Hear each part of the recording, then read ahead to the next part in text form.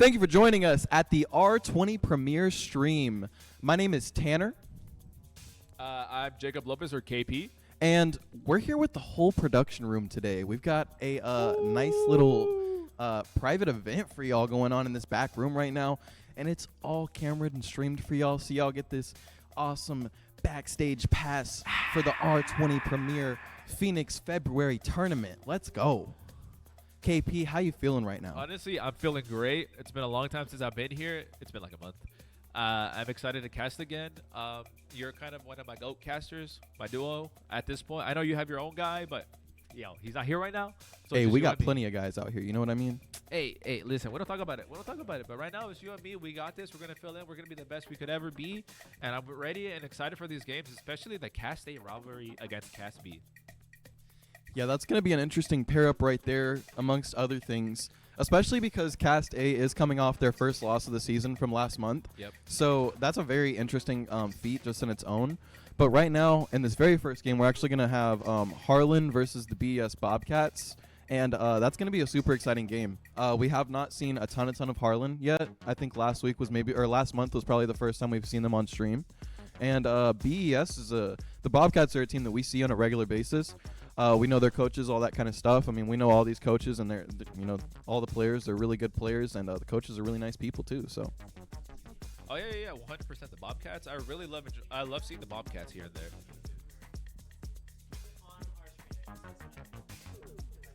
Oh, there we go. Back to our beautiful faces. But ooh, look at that overlay! Wow, our production has been working really hard. Round of applause for production. If you're at home, please just round of applause. Like, they've been working their butts off, and this is just beautiful. Oh my God, look at that! Oh my God, you guys are cooking. Yes, so we're actually going to be casting from in the production room today. Oh, okay. I thought we were gonna go that way. That's what you meant. That's a long story. That's what you meant. Okay. Long story short, we're cool, they're cool. We figured we could all be cool together one time and see how it works. I mean, Pause. I've got a pin on my suit. All right, come on. Hey, look, you got the suit. I just woke up, man. I woke up at 7, went to Dutch Bros, got myself some coffee or Energizer drink, and now I'm here. I'm energized. I'm ready to go. But again, look at the overlay. We're looking at the comps right now. It looks pretty standard.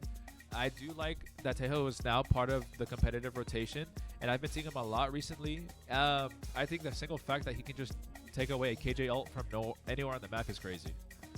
So that's a great team to start with. But they're going to be running a double Sentinel comp. That's actually kind of crazy for this map. Yeah, I'm excited to see this Tejo gameplay at this level. I've seen some clips and whatnot, and I've played a little bit, but obviously new character, and I'm not very good at Valorant to begin with. So I'm excited to see how these players play with them. Oh yeah, 100%. Now, I'm gonna waddle over here real quick because my eyesight is. Then he waddled away. Waddle. All right. Let's see. If you ever walk up to a lemonade stand and you're craving some grapes, go to the store. Don't go back to the lemonade stand. What if I'm not a big fan of grapes? Huh? What if I'm not a big fan of grapes? Then get the lemonade. Man, I'm a huge broccoli guy, Fair. Go to the store. Get some broccoli. That's what I'm saying. But if you see a lemonade stand, just get some lemonade. All right. I love how the computer screen is green in the background. It All looks right, very this is interesting. Beautiful. All right, Hollandale's gonna be going for that B push, which is great. If I stand mean, it's back pistol here, round, so it's nothing. No, it's extravagant heavy here. Nice shots from Yuki. Somewhere able to connect. Smoke is gonna cut off heaven. He's gonna push to that smoke, able to get one. Beautiful. SAT does fall, unfortunately, but now that Harlan is able to go inside to defense, gonna be free walk, able to capitalize on that, and it takes down Jalen. Beautiful shot, beautiful execution. Oh, Santos is in the back. Able to get one. Beautiful, gets traded by Yuki. Yuki just popping off right now, round 1. Yeah, absolute. 3K at the start of the round is just huge. I mean, that's a fantastic round from the side of Harlan to start things off 1-0. Getting a little econ advantage as well. I mean, beautiful round. Oh, yeah, 100%. I mean, we're going to go over to the bonus round. And usually, I'd say that round 3 is the round that actually matters for the most part. Because you have your pistol round, which is kind of free. And then you have the bonus round, which you're kind of just saving if you're on the losing side for that round 3. And that's where everything matters. But like you said, Harlan does have that econ value as we transition over to round number 2. Forget. Oh, Marshall. Yeah, getting into the second round, we are going to have some weapons on the side of Harlan at the very least. not getting any shots quite off, but Yuki is able to tackle somebody with a Vandal. Beautiful first pick of the round right there, and keeping the energy alive from Yuki. That's beautiful. Dashing in with all these smokes and getting in, making some space, but SATX is actually going to be able to take them out. Little Flacco, a little bit of a skinny play there, but that's actually beautiful. Wow, Guac Pony going off. Flame Trooper able to get one trade back, but not quite able to seal the deal. Ten's knockoff trades one back as well. We're looking at a 3v1 currently, but Ten's knockoff is going to go ahead and close out that round with a 2K. Beautiful round from the side of Harlan as well. Just absolutely dominating the economy game right now. Though, I mean, their execute has been flawless on B side. It's great to see that the Bobcats are kind of recognizing that they might try to go B again because they've just been flawlessly executing B side. But if you already look over towards the side, Harlandale is actually going to try to go for an A hit, which is a great read by Harlandale, making them think that they're going to go over for that B hit, but if not, switching it around. And hopefully, they are able to just get the side for free, and hopefully they don't take too long, and they can recognize that there's going to be no defense as A, and they can just push it for free. What was that? Oh, that is 5 Bulldogs for the side of Bobcats. They really want to take this long sight line. Yeah, they feel confident on the Bulldogs for sure. Oh, yeah, 100%. But look, Yuki. And just a free entry into sight here. They're just going to run straight into A. Nobody there to defend it at all. Just beautiful entry right there. I mean, not really much else you could do, but good thing on them for not waiting. Getting that bomb down immediately as the round starts. The defenders are going to be rotating around. Not slow, but not quite fast either. Just trying to play smart. But Ten's knockoff is actually going to eliminate 2 of the rotators right now. Maybe get 3, but no, that's it for the Phoenix ult. Not quite dying, but staying up for that. That's now a 3v2. BES is not looking super strong in this scenario right here. But there we go. Actually, 2 of them get taken out by Guac and Pony. Guac, oh, wow. And then Guac gets a second one to close out the round. Beautiful round from the side of Harlan, taking full advantage of their economy right now and just, you know, playing beautifully, pushing beautifully. Yeah, I would call for a timeout right now, Bobcats. I know it's early, but for the first 3 rounds already going towards Harlandale's favor, they got to kind of regroup that mental and see what they can change up. Again, perfectly played out for Harlandale Hawks, especially since Tense was playing back. I forgot where that was, a little bit area right behind the crate. They didn't expect him to be there, and Flame Trooper unfortunately does fall to that, not able to check his corners. But again, now Harlandale is going to go for that B hit. We do have Clove and Tejo on that side as Phoenix is late rotating over, but they do have... Ooh, jump peek, but still taking a little bit of damage off of the jump peek there. Putting up both smokes to block off sight completely, but that Tejo is throwing abilities down, trying to get some information of sorts. Not really seeing anything, but wow, the recon bolt actually completely hitting through the smoke, and Pony being able to take down Flacco because of it. Not quite skinny enough to be able to dodge those bullets, so that is a beautiful time from them. Phoenix pushing in right now, trying to get some damage out with the wall, and oh wow, Yuki getting 2 headshots back to back immediately from that. Ten's knockoff getting another one while Yuki gets the 3K and closes out the round. Beautiful round from Yuki right there. Oh my God, look at the crowd reaction as they watch Yuki just pop off there. I just want to apologize, say it's not Harlan though, it's Harlan. I've had a problem with this a lot of the times, but you know, I got to readjust it again. But Harlan, beautiful. Yuki, I mean, anyways, going back to that round by Harlan, it feels like every time they execute the site, they know exactly what to do. They have their default executes, and it's working especially well with Yuki aggressing when Yuki really needs to. I mean, again, that 3-piece, shit. But as we're heating up over to round number 5, we look over towards the side, and we have a, what is that, a 3-2 split for Bobcats. But Harlan is going to go for this mid-lurk, slow presence. It's going to be great. Let's see what they can do here. Yeah, Yuki with the slow push into this alleyway, trying to find somebody soloed out, and it looks like they did, taking absolutely no damage, burning that dash, but I mean, that's completely okay when you're ahead in the scenario like Yuki is. She is absolutely dominating in this regard, and they're actually going to be rotating out of that scenario, which is a very smart play. Even though the dash got burned, that's a beautiful and very smart rotation from them. Still a 5v5 currently. We do have some of these defenders rotating towards the site right now, getting on. But Ten's knockoff is actually going to go ahead and get the first pick of the round, eliminating a lot of the confidence. Wow, Guac gets another one. Flash coming out. We're going to get one more headshot from Phoenix right there. Pony's going to pick up another one as well. We're looking at a 5v1 currently. It would probably be smart for Zeptis to just save right here, but we'll see what they end up doing. They are going to peek that head and actually get one for themselves. Ten's knockoff is taken down. Looking for another one here. That Bulldog is strong, but not quite strong enough. His Pony ends up taking them down to close out the round. Valiant effort from the Bobcats who try to retake that side that was just, again, perfectly executed by Harlan. And I know we've been glazing Yuki a little bit, but if we remember beforehand, Yuki has been, like, just watching Yuki just perform, and especially from the past games, it looks like Yuki has actually gotten way better, especially, and I know we don't talk about this a lot, but the crosshair placement for Harlan has actually been quite immaculate if you actually pay attention to it. A lot of people do struggle with their crosshair placement. I don't even want to talk about what crosshair I just saw. It might be the default one, but hey, we don't talk about it. But they just know exactly where to look. And honestly, Harlan might be able to take this for 3 again. Wow, Yuki already getting 1. Phoenix as well getting another one. Yuki getting 2 there through the smoke. Beautiful. They might be hacking, but probably not. Check the PC. Wow. Keep going off, Yuki. Let's see a 4K or something. There's another one right on the head. They might be aiming. They might be aimbotting. Like, this is crazy. Through the smoke and wow, and then Pony's gonna go ahead and take out the 5th one to close out the round. That's a 6-0 game, folks. They're making it look extremely easy. I don't know what more to say. Harlan has just been going through a tear right now. This is a monstrous run. Yuki, I mean, 10-2 right now, but we can't talk like, let's also talk about 10s. 9-2. Guac hasn't died yet. Neither has Kadante. Oh my god. Yeah. Okay, listen. Harlan's the whole team is quite literally going crazy. I'm not specifically trying to glaze anybody. I'm calling out kills, but like the whole team is going crazy here. Yeah, no. This is, if I could see a structural team, Harlan looks like it. They know exactly what they're coming. They know what to execute, and it looks like they got everyone. Oh wow! Open kill. You're dead. Unfortunately, that chamber ult's not going to find anybody at the beginning, but Yuki does. Yuki finding the first pick of the round. Killshot trading one out. Flame Trooper actually getting one onto the Phoenix ult. Yuki getting another pick though already. That's 2 down for the side of BES and only 1 for the side of Harlan. Yuki gets a 3rd as well, walking out of the situation with 3 health. Wow, looking for another one. 3 health and all the confidence in the world, and why wouldn't they? At the end of the day, they've been aiming out of their mind.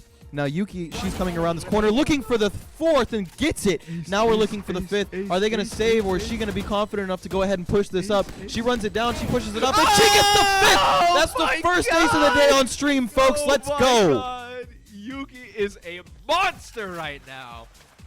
Jesus. Oh my god, look. I know we said we weren't glazing anybody right now, but Yuki is having the game of their life. Hey, first ace of the day.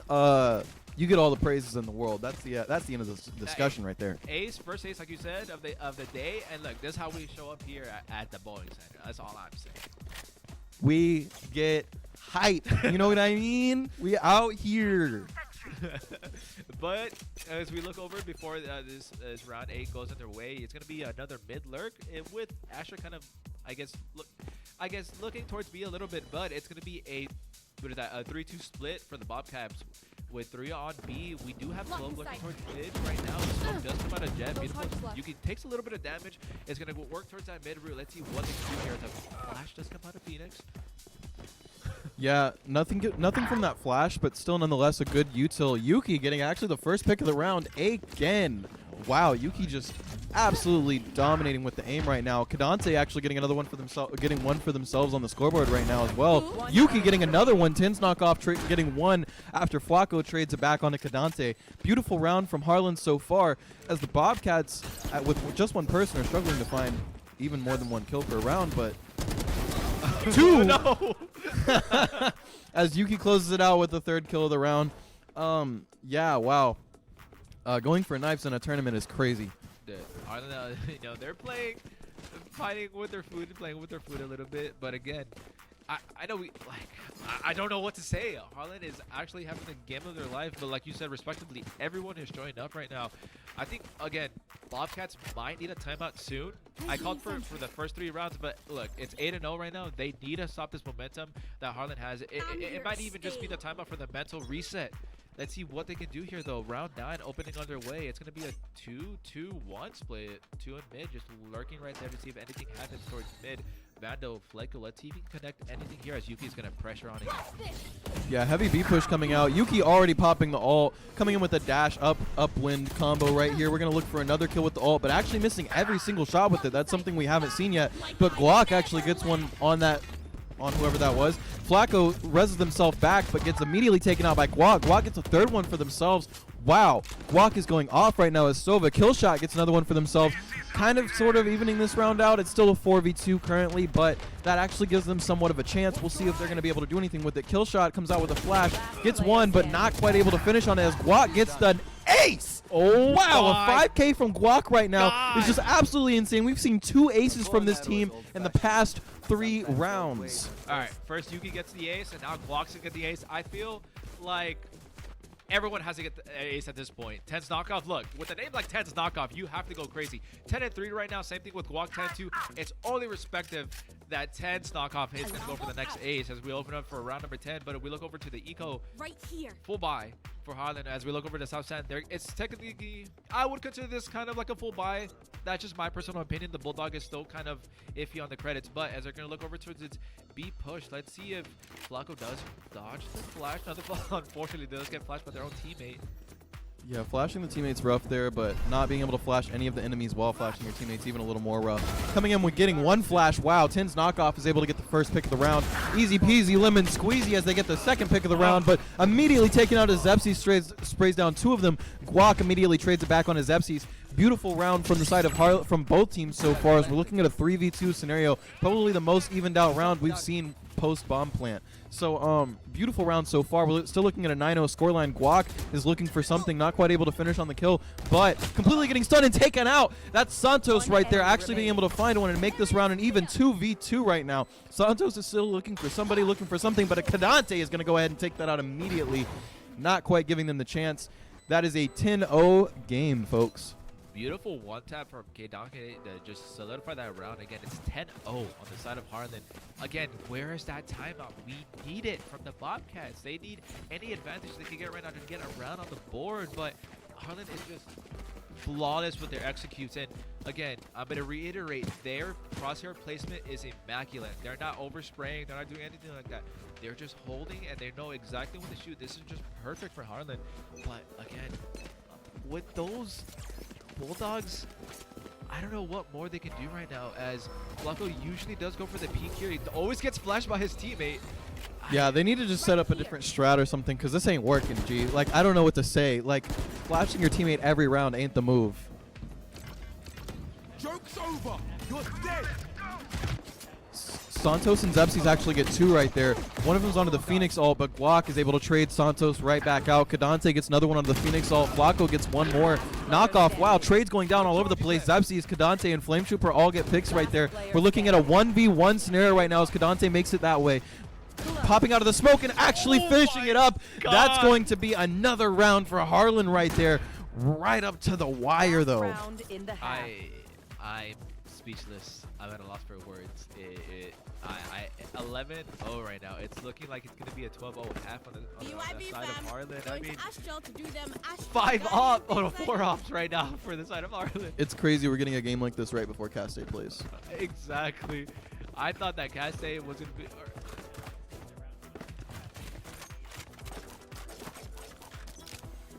Never mind, we're not seeing Caste. Sorry, Hyplex. Look over here. We have 4 ops and with 1. Wow, Guac with the op kill. Start off the round strong. Kadante with the op kill. Oh Yuki with the op kill. Who else is getting an op kill? Let's see. Oh, Through the smoke op kill. Let's see if Guac can get his. Oh, everyone dodged it. Oh, there we go. Guac getting the second op kill of the round. Guac getting the third op kill of the round for themselves. And that's going to close out the first half at 12-2-0. Match point. Opening half. Now, Bobcats B team, you're not playing a bad game by any stretch of the word. You just got to formulate a couple of these strategies and fine-tune them a little bit more. You're playing a good game, and I've got a lot of hope for you in the rest of the tournament today. Believe me. 100%. And sometimes maps are defender or attacker heavy, and it's looking like either that's the plan for Harlan, or they're just really good at attacking. But now South Santa is going to be the one attacking, and Harlan is going to be defending. Let's see what they can work with. But right now, as I look over, K-Dante with that Sheriff, am I able to get some one-taps, especially since they get the read that Bobcats are going to be hitting B. What else do we have? Oh, it's just 3 Sheriffs. Yeah, I mean they have gone strong B like Harlan went strong B the last few rounds, so maybe they think they can they can replicate the strategy. We'll see if it works out for them. Zepsi's actually one of the first peek around the corner, getting a little bit of confidence and for their team. Guac's gonna slowly be peeking out back there. Immediately get the first tap with the Shandle. Oh my goodness, what? With the Sheriff. Guac actually getting a second headshot with the Sheriff as well. And yeah, no, that's Flame Trooper trading it back. Beautiful pick from Flame Trooper right there. We're looking at Tin's knockoff right now, trying to get a third pick for their team. Actually completely getting the third pick, getting the fourth pick for the team. Now looking for the fifth, taking out the KJ bot. And yeah, KJ's all that's left. Able to get a little bit of damage off on Yuki, but let's see if they're able to finish it. Not quite, as Tin's knockoff runs around the corner with 20 health, all the confidence in the world, but that should have been traded back. It didn't. There we go. Pony goes ahead and trades it back, and that's going to be the end of the game, folks, at 13-0 with Harlan for the winners. And that was a beautiful game from the side of Harlan. That was a beautiful game from the side of the Bobcats as well. But it's just one of those games where, you know, like GG go next, you got to go to the next game and find out, you know, what's wrong with your strategy, work on it in that next game, maybe do a little bit more practicing before the games, whatever the case may be. But Harlan just played out of their socks there. You don't have to feel that bad about it. They played incredibly well. Hats off to probably Yuki was the MVP of the match. 100%. If not, it was probably I think Kadante got quite a few kills at the end there as well. But beautiful match from both teams at the end of the day. I honestly wouldn't just give Yuki the MVP, as basically everyone on Harlan has been doing their job, right?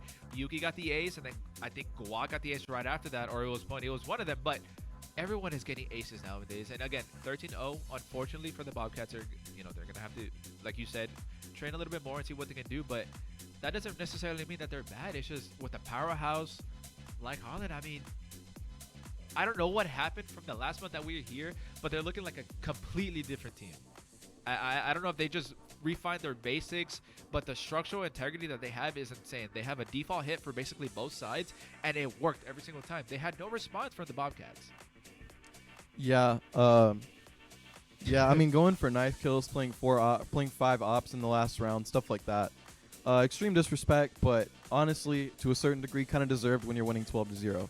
So, hey, hats off to both teams again, and we're excited for the next game. We're actually gonna have the Bobcats on again versus RGC.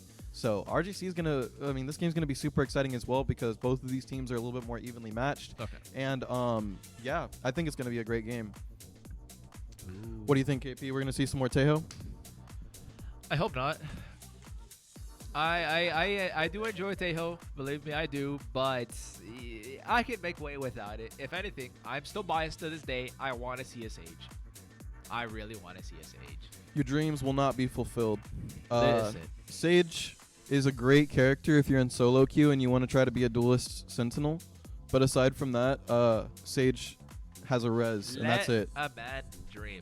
All right. Sage has a res after 8 kills, which are extremely hard to get because your kit doesn't allow you to get kills. Listen, let me dream. All right. I have a theory. There's gonna be at least one Sage today, at least one, and I'm gonna be happy. And the reason I'm saying this, I bring it up, guys. Everybody has been seeing it all over TikTok and Twitter. Because Luka got traded over to the Lakers, anything could happen. Anything could happen. And that was KP today, folks. All right. Now I got fired. Oh. See, look. I'm Yes. not gonna talk more about it, but I'm telling you, even production's talking about it. It's crazy that a lot of people who don't even know about sports, that everyone's talking about it. That's how crazy it is.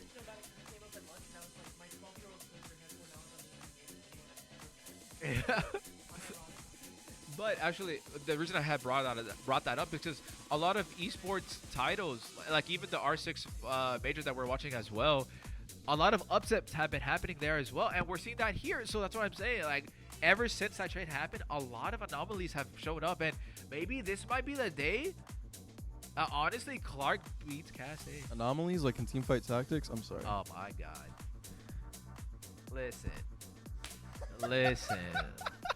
You could have done without it. You could have done without it. That's all I'm saying.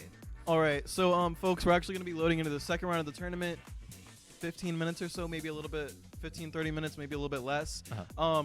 So yeah, come back, stay with us. We're gonna be right back. My name is Tanner. I'm KP. I'll see you guys in a little bit.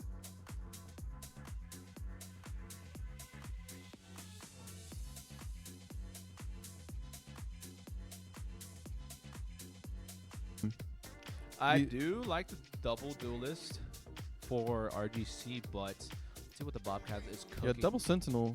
Oh, they're trying to pick what they want to go here. I think their biggest problem might be that KJ ult for the Bobcats, and usually a counter to that now that he's implemented in competitive is Tejo. Again, having the innate ability to literally just destroy KJ ults wherever you want from the map is kind of crazy. Yeah, we've got low key on Fade, Raven on Neon, LOL This Is Fun on ISO, Arrow on Cypher, and Super Male on Brim. We've got, it looks like we're going to have Killshot on Phoenix. We're going to have Santos on Jet. We're going to have Zeptis again on Chamber, and Flame Trooper again on Tejo. We're going to have to see what Flacco ends up joining in as, because they're hovering over Clover right now, and I'm not mad at a Clover pick. Or a Clove pick, sorry. She's lucky. Yeah, the club is going to be locked in. They're lucky. They're lucky. Seen a dual smallest comp. They're lucky. Not yet. she. I was watching some games before, and I did see a dual smoke comp before where it was an Omen and a Clove, which actually makes sense a lot because let's say you're taking over a 3-sided map. There's a lot of smokes that you can rotate, and they're always going to come back up, especially with Clove. Clove will play a little bit more aggressive with the smokes as Omen has to recharging smokes, and you can never count a retake out of the equation because those smokes are going to be able to go in. But we're going to load into the game, and again, it's going to be first round pistol, same map. Let's see what Bobcats can probably do differently this game and see what they can try to transition over if they learn anything from that game against Harlan. Maybe use those strategies that they got over from Harlan, bring it towards Cougars. But you know, we're cooking right now. Yeah, I'm excited for this game right here. I like the Flacco on Clove pick right here. There. Ooh, let's see. Oh, they're locked in. Raven is ready. But as we look over this way, it's going to be a 2-3 split. RGC is going to have 3 on A and 2 on B, and it's going to look like an A hit for the side of Bobcats. So it's going to initiate over. There is a fair amount of defenders on the A side right now, so it's not like they're going to be able to push in so free or carelessly. But it looks like they've learned that lesson from their last game, not quite overextending as far as they need to at the beginning of this round. And that's beautiful because all you can do in Valorant is learn from your mistakes, and it looks like these guys have definitely done it in the span of one game. So hats off to BESB right now. Quick response for RGC to regroup towards the A. Usually they want to stray away from rotating early because they might do exactly what might happen here is they might re-rotate over towards B, but they cut off all sounds to try to get that debate. It's a little mental warfare that you're kind of going towards, and it might be working in their favor as RGC is kind of looking whether they should re-rotate or not, but unfortunately Flacco does already peak, so they yell because they're going to commit to this A hit. Going for this ISO peek right here. They're going to go ahead. Oh, losing the shield. Zeptis actually gets the first pick of the round. Beautiful times from them. But LOL This Is Fun gets one as well. Santos actually trades it right back on a Super Male. Zeptis gets another one onto Arrow as well. Beautiful picks from the side of, oh wow, beautiful picks from the side of BS right now as Flame Trooper actually gets one with the ability. Zeptis is actually going to close it out right there with a 3K. Beautiful first round from the side of BSB right there. Way to turn it around, guys. Dude, I think the Bobcats have kind of just figured out maybe their mojo. That pistol round really looked in the favor of them. Honestly, kind of reminiscent a little bit of Harlan. They had everything structured, and the Bobcats look kind of actually structured here. Unfortunately, only one was going to fall, but again, this is going to be the bonus round. Let's see what RGC Cougars can do to try to stop that momentum that Econ that Southside has. So let's see what they can do here. Yeah, coming into the second round, it doesn't look like we're going to be so heavy on A again, which I don't hate, but I'm not mad about it either. It's a good strategy right here. They're going to go silently through this hallway, through this little alleyway, or maybe they're just going to rotate all the way back around to A. Showing nothing on A or B, though, is kind of causing some confusion for the defenders. As you can see, they're kind of rotating off of A right now because they haven't seen anything. But the B defenders are kind of in the same scenario. They haven't seen a thing so far. So right now, A, it's not free, but it's about as open as it's going to get. So it looks like they're going to be pushing in pretty soon for that one right here. Making absolutely no noise up to this point is very impressive. They are really just they're singling, or no, they're not singling themselves out. They're trying to find these defenders right now, and it looks like they're gonna come back with a little bit of aggression right now. Getting a lot of shots off, but no kills as Zeptis actually gets 2 right there. Arrow's going to go ahead and trade back 1 onto Zeptis right afterward. Looking for another one. LOL, this is fun, is actually going to end up taking down Flacco. Not quite getting enough to miss those bullets, but Low-Key is, as Low-Key's going to get kill shot right there. This is actually a 3v2 in favor of RGC right now, but the spike did get planted on the B site. So they are in a pretty good scenario playing, coming in and having to play this retake right now. Having a slight advantage. They're going to be slowly creeping and rotating. They've got that Cypher cam on the site so they can actually see a little bit of what's going on. They see that the site's somewhat clear. They're going to be able to push in a little bit, but not super confidently. They only have a 1-person advantage, and they have not seen the corner right there. Oh, but Fade's actually going to throw out a pretty decent forward to try to get some vision. They're going to actually get Santos.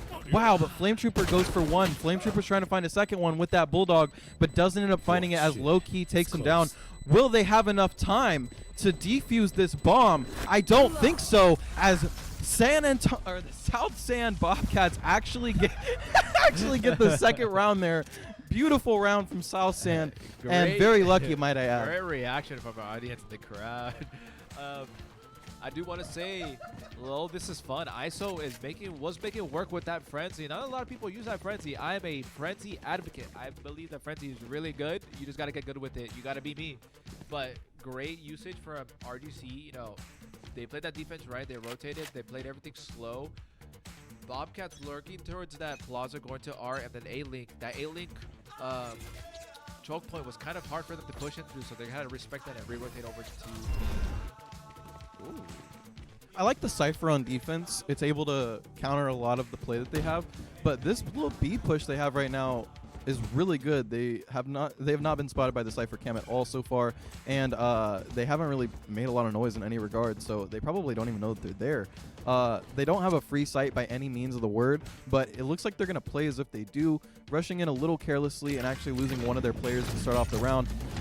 Coming in with all the aggression in the world now, though, getting some stuns off, closing off some vision. Looks like LOL This Is Fun is going to relocate up to the top right there, up into the little heaven area, and yeah, they're going to back up here. They should rotate back around, but actually Santos gets 2 wow with that Bulldog. They love the Bulldogs on this team, and I can see why. They hit their shots with them. And yeah, no, it looks like they're going to continue this push on the B right here, as they have kind of freed up sight. RGC is just completely playing for post plant now for retake, and actually, wow, they ended up getting a pick. 2 picks, wow, onto Zepsis and Killshot. Now, Killshot and Santos are all alone. It's a 2v3 scenario. BES has a 2-0 scenario right now, but are they going to continue to push up like this, even though they have a little bit of advantage? They have Vandals all on the other team right now, on RGC right now, so we've only got 2 Bulldogs on the side of BES, and it looks like they are going to fully rotate off. Well, I guess one of them is. Yep. As the bomb is down from Flame Trooper, able to rotate over towards A side and plant A. So now they're going to rotate over to that. It's going to be beautiful. Able to flank over. Use that distraction that they were using all over towards B and rotate over to A. There's going to be a great utility usage on the Flame Trooper team. They don't know he's going to be backside. L1 able to take out Santos. Oh, wow. 2 Flame Trooper. It's going to be a 1v1. Let's see if he can capitalize on this plant. He's going to go tap at the halfway. Hopefully he tries to peek this. Oh, he's going to stick it. Oh, so close. Look at that. And LOL This Is Fun is going to close out that round. Beautiful picks from the side of RGC. Beautiful round. Way to stick it out. I mean, they had a little bit of advantage. They almost lost it, but you know, really looped back around and was able to finish out the round strong. I mean, Bobcats did have a lot of contested over towards B when they tried to hit it, and I think they respect that RGC just had a great hold on B, and you know, desperate measures comes for desperate solutions. So Flip Trooper had to rotate early and go for that A plant, and it honestly it almost worked in their favor. Unfortunately, Flip Trooper not able to get that 1v3. I will say from the attacking side, we probably need to see a bit more entry from like the duelist roles here.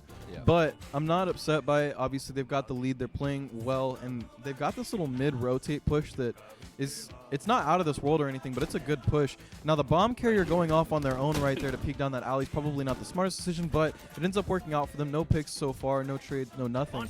We're looking at an even round right now. 2-1 advantage from the side of BES. Kind of slowly pushing in, but nonetheless pushing in and getting a lot of leeway. Actually, Flacco getting the first pick of the round on a super male. Beautiful pick to start everything off. Yeah, we're just looking to get Nice little entry here, but Loki is stopping that as he takes out as she takes out Flacco. Flame Trooper looking for somebody, or Loki looking. Goodness gracious, Flame Trooper takes him out. This is how we LOL, this is fun. Is taking out Zepsys right now, and wow. One by one, they're falling, but we're still looking at a 3v3 scenario. A little bit of a aggressive entry is never a problem as long as you can win the round. And LOL, this is fun, actually takes out Flame Trooper as well. Takes out Santos and is actually going to take out Killshot all at the same time for a clean little 3K pick right there. Wow. I mean, that's a 2-2 game. Originally, I thought Bobcats had this in their favor, but RGC coming back with this. Right now, the biggest problem for Bobcats when it comes over to the A side is that A-Link choke point. They have yet to figure out how to push him for free. But look, they finally call a timeout. The first timeout of the day. Let's go. This is what I wanted to see last game, but it's working here. Look at that. The audience getting excited for a timeout. That's what I'm saying. Even honestly, I'm more excited for a timeout than I am for an ace right now. Let's go. That's what I'm saying. But whose timeout was it called on? Which side?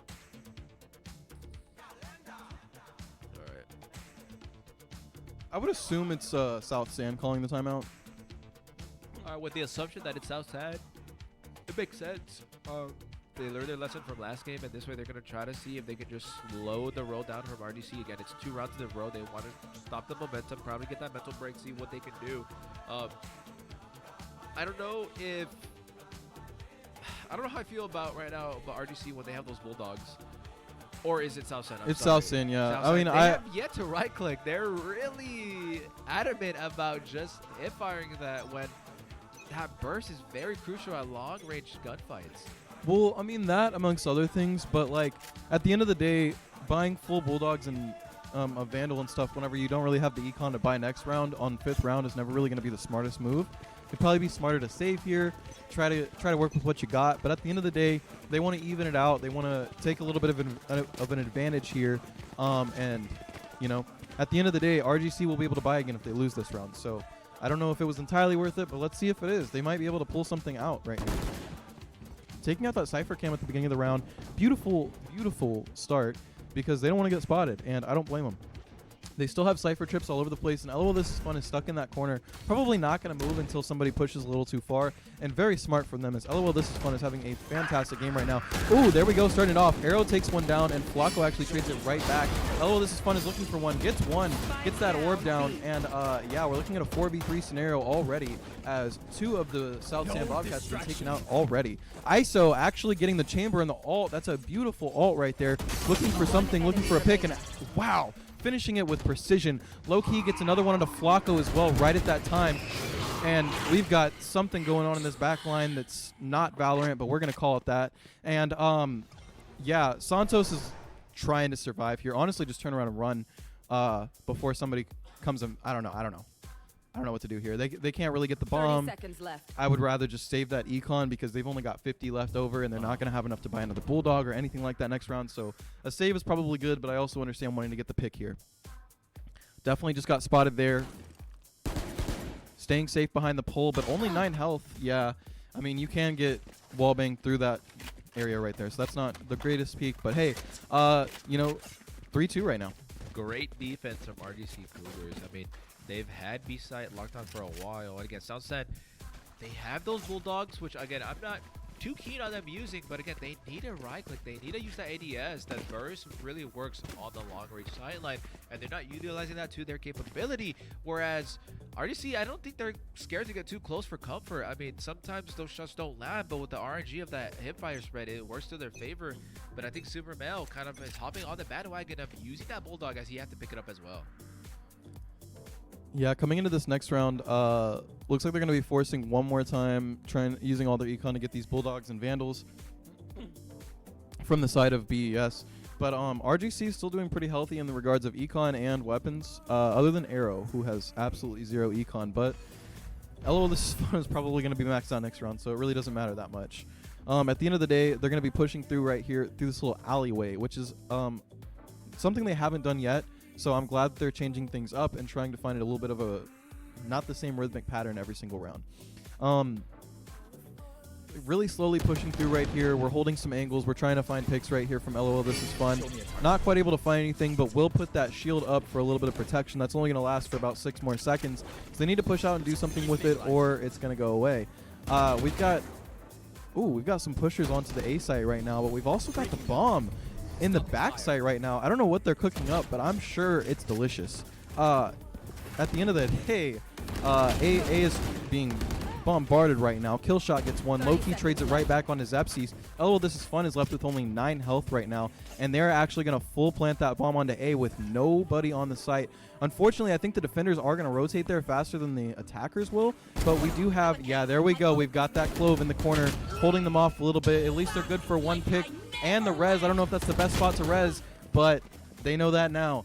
Arrow is going to get that one onto Flacco real quick. We're looking at an even 3v3 from the defenders and attackers right now. Bomb's been down for a second, but are they going to be able to get them off? Pros don't fake, and that's not what's happening. And that's what's happening right now. Nobody's faking nothing, and that's the end of the round right there, as RJC is going to close that out and make this a 4-2 game. What just happened? They defused the bomb, and nobody peeked them. Like, what? I'm actually, again, speechless. What? What? Yeah, I'm actually completely confused. Again, with the implementation of Tejo, that's kind of Tejo's job, is to kind of just secure objectives from anywhere on the map. Like you have them pre-secured, you have them pre-aimed just for that moment there, and Tejo kind of just walked them. Anything was about to peek to throw. I'm actually confused. Let's not talk about it. Round 7 underway. It's a new round. And we're going for a solid B push once again. I'm not mad at this B push by any stretch of the word, because they got kind of rolled with the other team using it last game. So they're kind of trying to replicate that and put it into integrate it into their strategy as well. But look at that. Tejo actually getting some information on everybody. Zepsis able to get the first pick of the round. 4-2 currently, and they're trying to entry. Actually, now it looks like they're going to be rotating off this site, which is a very smart play, as B is just completely infested right now with defenders, and very smart from them to kind of continuously do this little fake play where they fake one site and plant on the other side, and they just completely get to do it for free because RGC is not expecting it. So it's a very smart play. They just need to execute on their post plan a little bit better, and I think we'll be looking at a very good game, folks, because BES has got this free rotation now. They're going to get a free plant. LOL, This Is Fun is going to get a free kill there, unfortunately. Maybe 2. That's not great for BES, but at the end of the day, they did get 1 trade back in that scenario. Flame Trooper actually gets 2 back for it. Wow, so this is still a 3v3. A trade there from Supermail as well, back onto Flame Trooper. It's all up to Santos and Zepsis right now. But if I could leave it up to 2 players on this team, it would probably be these 2, as they have been performing very well. But there goes Zepsis as Arrow takes him out in a couple swift shots. Santos is coming from the exact same angle, looking for some type of angle, some type of something here, but not enough time to get that bomb down. Probably smart to just save. Yeah, save that Bulldog. That's going to be a 5-2 game from the side of RGC right there. I'd honestly call for another time out here, if not the round after, if Bobcats lose this. They kind of have this kind of bait and switch gameplay, but if you were paying attention, RGC already picked that up multiple times. They keep struggling. I brought this up previously, but Bobcats keep struggling on that A-Link choke point at A site, and they need to figure out how to entry on that side through that point. If not, it's going to have a lot of World of Hurt, as they're going to try to hit A again. But again, nobody went Plaza. Nobody's going to go through R and A-Link. So this just might work well for them, as they're just going to hit A long. But let's see what they can do here. The smoke automatically pushes off. Usually when they get that smoke contest, they just want to re-rotate early. That's already what Flame Trooper's doing with the bomb. I'm actually, I was gonna go for that mid Plaza lurk to see what he can find, if there's any information there. But we already have all players on the side of RGC rotating towards A, but you know, they have that camp towards B to see if they have anything to do with. But here's that infamous choke point that we just talked about. You want to play? Let's see if Flame Trooper can finally find some success here. Oh no, as we see the, okay, he's gonna back up. Great, maybe a little just scare tactics, but Flame Trooper, again, A-Link. Let's see what he can do. Anything on R. Let's see if he's going to go through that smoke. No, he's not. He's going to rotate towards A. Kind of play this, and there it is. Spike down A. They know the spike is going to be down, maybe or maybe not, but since the spike is down towards that A-R, let's see what can happen. That's able to get one. Blocker gets one as well. Zeb's wow. Beautiful alt usage off of Zebs. Let's see. 30 seconds left. Okay, nope, not able to do that. Oh, there it is. Beautifully done. 3-piece. Gonna go for the force. Nails him. Show himself. Wow. Beautiful shot. Little quick scope to finish that one off, Chamber? baby. Look, who is that chamber? Who is that chamber? Debs' beautiful shot. Whose man's is that? Okay, let's see. But again, Bobcats able to finally get that round done. If they can just figure out the A-Link presence, I think they'll be fine for the A takes. I think B takes are kind of the strongest suit right now. RGC is rotating and just calling their bluff every single time. Let's see what they can do and what they can work with.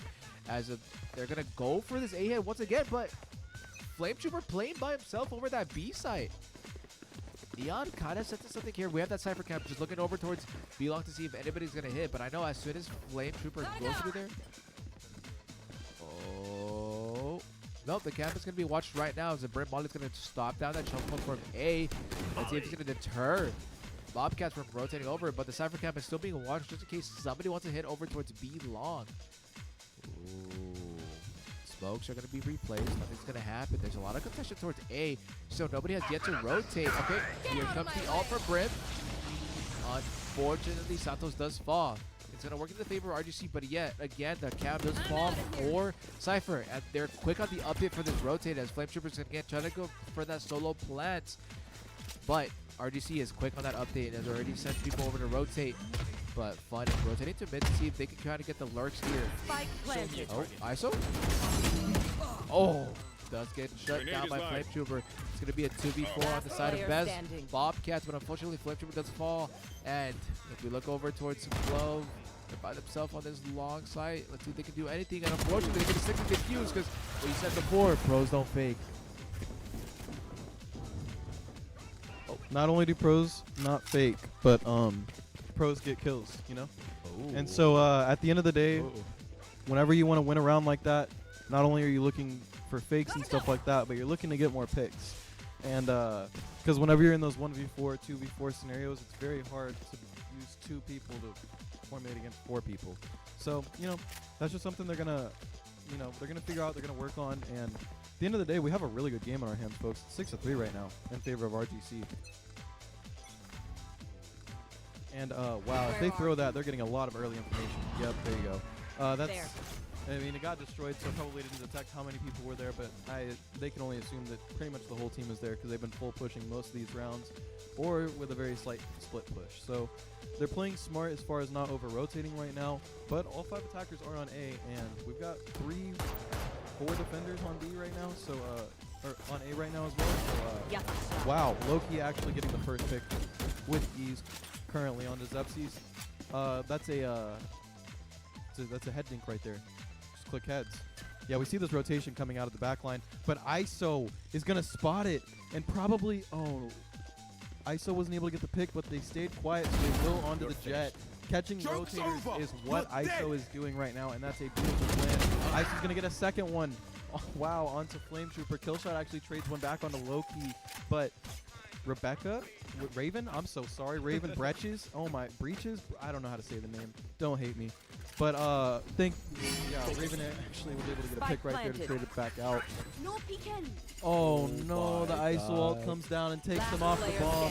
And yeah, they can pretty much get the full defuse off that unless Killshot comes around somewhere. But Killshot's going to be playing safe. Probably a smart decision from Killshot, but yeah, that's a 7-3 game from the side of RGC right now.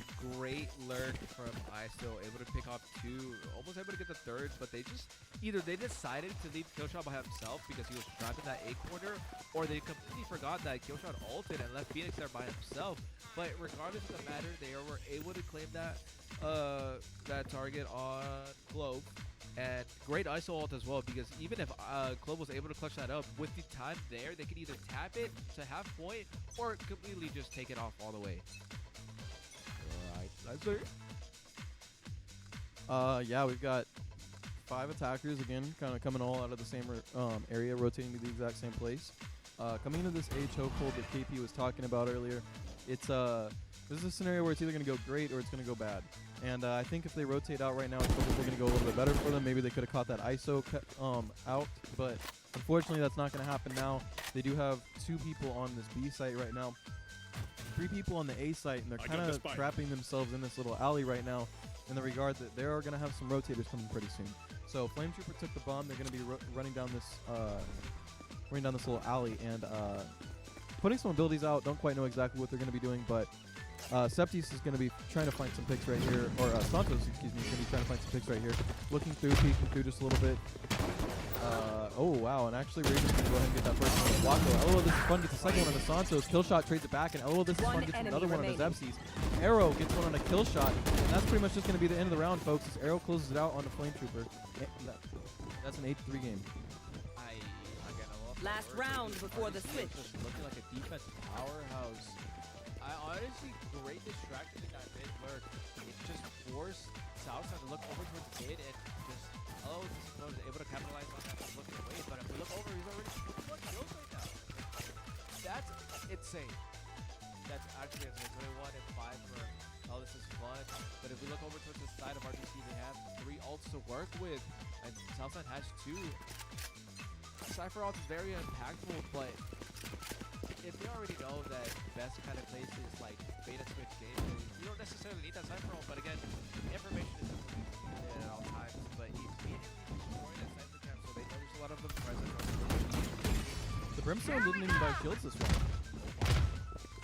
But anyways, coming to this 8-3, this is the 12th round gameplay. LOL, this is fun, takes one out. Raven takes another one out. Flacco res themselves. LOL, this gets another one.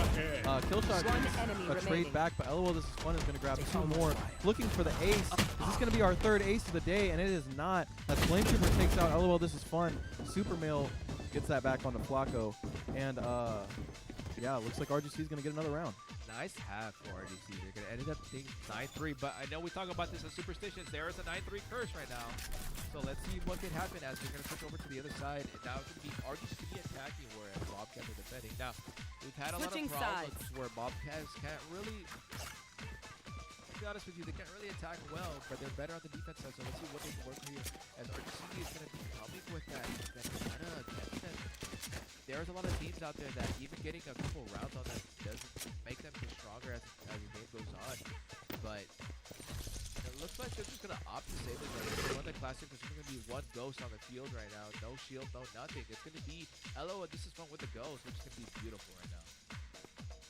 But if we look towards the side of the Bobcats, they have 3 ghosts, 4 ghosts, and a sheriff. So that's going to be their eco.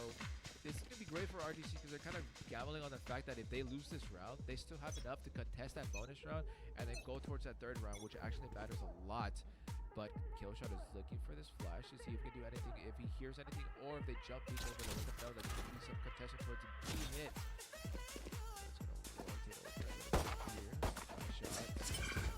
Yeah, one of the greatest parts about Valorant is you never know if the team's going to be more defensively centered or more attack-based. But Supermail is going to go ahead and get the first pick of the round on the attack side. Not looking any different. And Supermail actually gets a wallbang with Classic for the 2nd pick of the round. Beautiful. As Flacco actually trades one back, but LOL, this is fun, trades it right back onto Flacco. So this is going to be a 4v2 currently in a 9-3 advantage scenario. Santos actually gets one back, making this a 2v3 scenario. Making it slightly better for themselves and actually being able to pick up 2 sheriffs, or 2 ghosts in the process for RGC. So it's a nice little pickup for them, and they are going to be trying to stay alive, trying to hold down this bomb. They've got people coming from different directions, but Santos gets taken out immediately. They don't know where Flame Trooper is, but I assume they have some suspicions as you see you know, oh, this is fun, or Arrow coming to look back this way. Loki actually gets taken out by Flame Trooper right there. The Sheriff is deadly in that first round. You can't forget that, folks. And at the end of the day, Flame Trooper does need to work a little bit faster. This bomb's going to end up going off. But they are doing very well as far as managing space right now. Getting a couple shots out, but none hitting right there. Arrow's actually going to be... Oh, they're going to save a Sheriff? Please don't save the Sheriff. Okay. Well, we've got a first round save. Yeah, that was something. But again, nice gamble off of RGC. They basically only wasted 1 ghost, and it did transfer over. They had all classics, no shields, and they gambled it towards their favor. So now they have that economy for the 2nd round, the bonus round. Unfortunately, Southside did lose that, and so now they're going to have to waste some of that money to try to contest this bonus round. As we look towards their way, they have a Spectre. They have 3 ghosts and another. Oh, no, Marshall. They just switch over to the Marshall. Flame Trooper's going to see if he can try to hit those shots. Yeah, the no shield Marshall is iffy for me, but hey, go off. Go off, King. As we rotate over towards this, it's going to be a hits. There's going to be no contest for the B, but it might be a gamble if they can pick up on it. Maybe there's going to be 2 defenders on the B side for Bobcats. And just like I said, it's going to be a fast take towards A. There's going to be no contest. This is great for Bobcats to realize that the site's already taken over. Let's all regroup and try to hit the site together, as there's going to be a lot of presence towards Flowers. Raven is playing a little aggressive on this point to see if they can try to get this big. But here's down. He's going to go inside. Wow, through the smoke, just purely off sound. That's beautiful. LOL, this is fun as well, taking out another one on a kill shot. And 2v5 scenario right now. One enemy Oh, remaining. at least Flame Trooper got one, but Super Male trades it on the Zepsys immediately. They know exactly where Flame Trooper is. They're throwing mollies, they're running it down. Flame Trooper has 26 health, a Sheriff, and Marshall and a Dream. Maybe they try to save once again, but okay, there we go. Getting a pick. Hey, you've done your job as far as a survivor. You survived and you got a pick. So that's about as good as you're going to do in this scenario. The rest of it is saving. Going for the next round. 11-3 RGC advantage right now. Hey, this is Marshall. That's like 950 credits on the field. And the better option is like after getting that pick, they might probably picked up like a matchup they could find one straggling. But again, the majority of the team for RGC was there, so there's not much they could do there. As we look towards the win, they're gonna go for a B hit. I think Bobcats again. They've already called the timeout. They might need to head a second one because I don't know who it was in the beginning. But if Bobcats has a timeout available, I would like to see that used because they need to switch some plans. They need to see what they can do. They've been playing this kind of gamble style to see where they're going to hit. That's where they put a majority of the men on. This is the one time that the gamble actually pays off, where they have the upper hand advantage on B, where they're striking 3. But let's see if he's able to connect his shots with the Marshall. Not quite. LOL, this is fun getting the first pick of the round on the Flacco. LOL, this is fun playing very well. So Zepsys actually going to get a trade back onto Raven. Low-key trades it back onto Zepsys immediately. That's 3-4 advantage inside of RGC right now. 2-4 advantage now. It's 11-3 currently in this game. So South San really has to pull something out right here. And there they go. Santos getting the first pick of the round for them, but not quite finding a second as Low-key trades it out. Trades it right back on the Santos. Kill shot, finding some shots, but not quite finding the damage to get the kill. And Super Male is going to go ahead and wallbang through to get that final kill. That's 12-3 from the side of RGC. Point. Wow.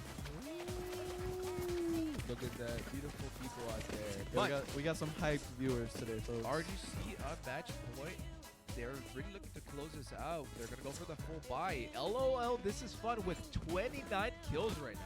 Extremely close to going for that 30 bomb. Let's see if they can commit to that.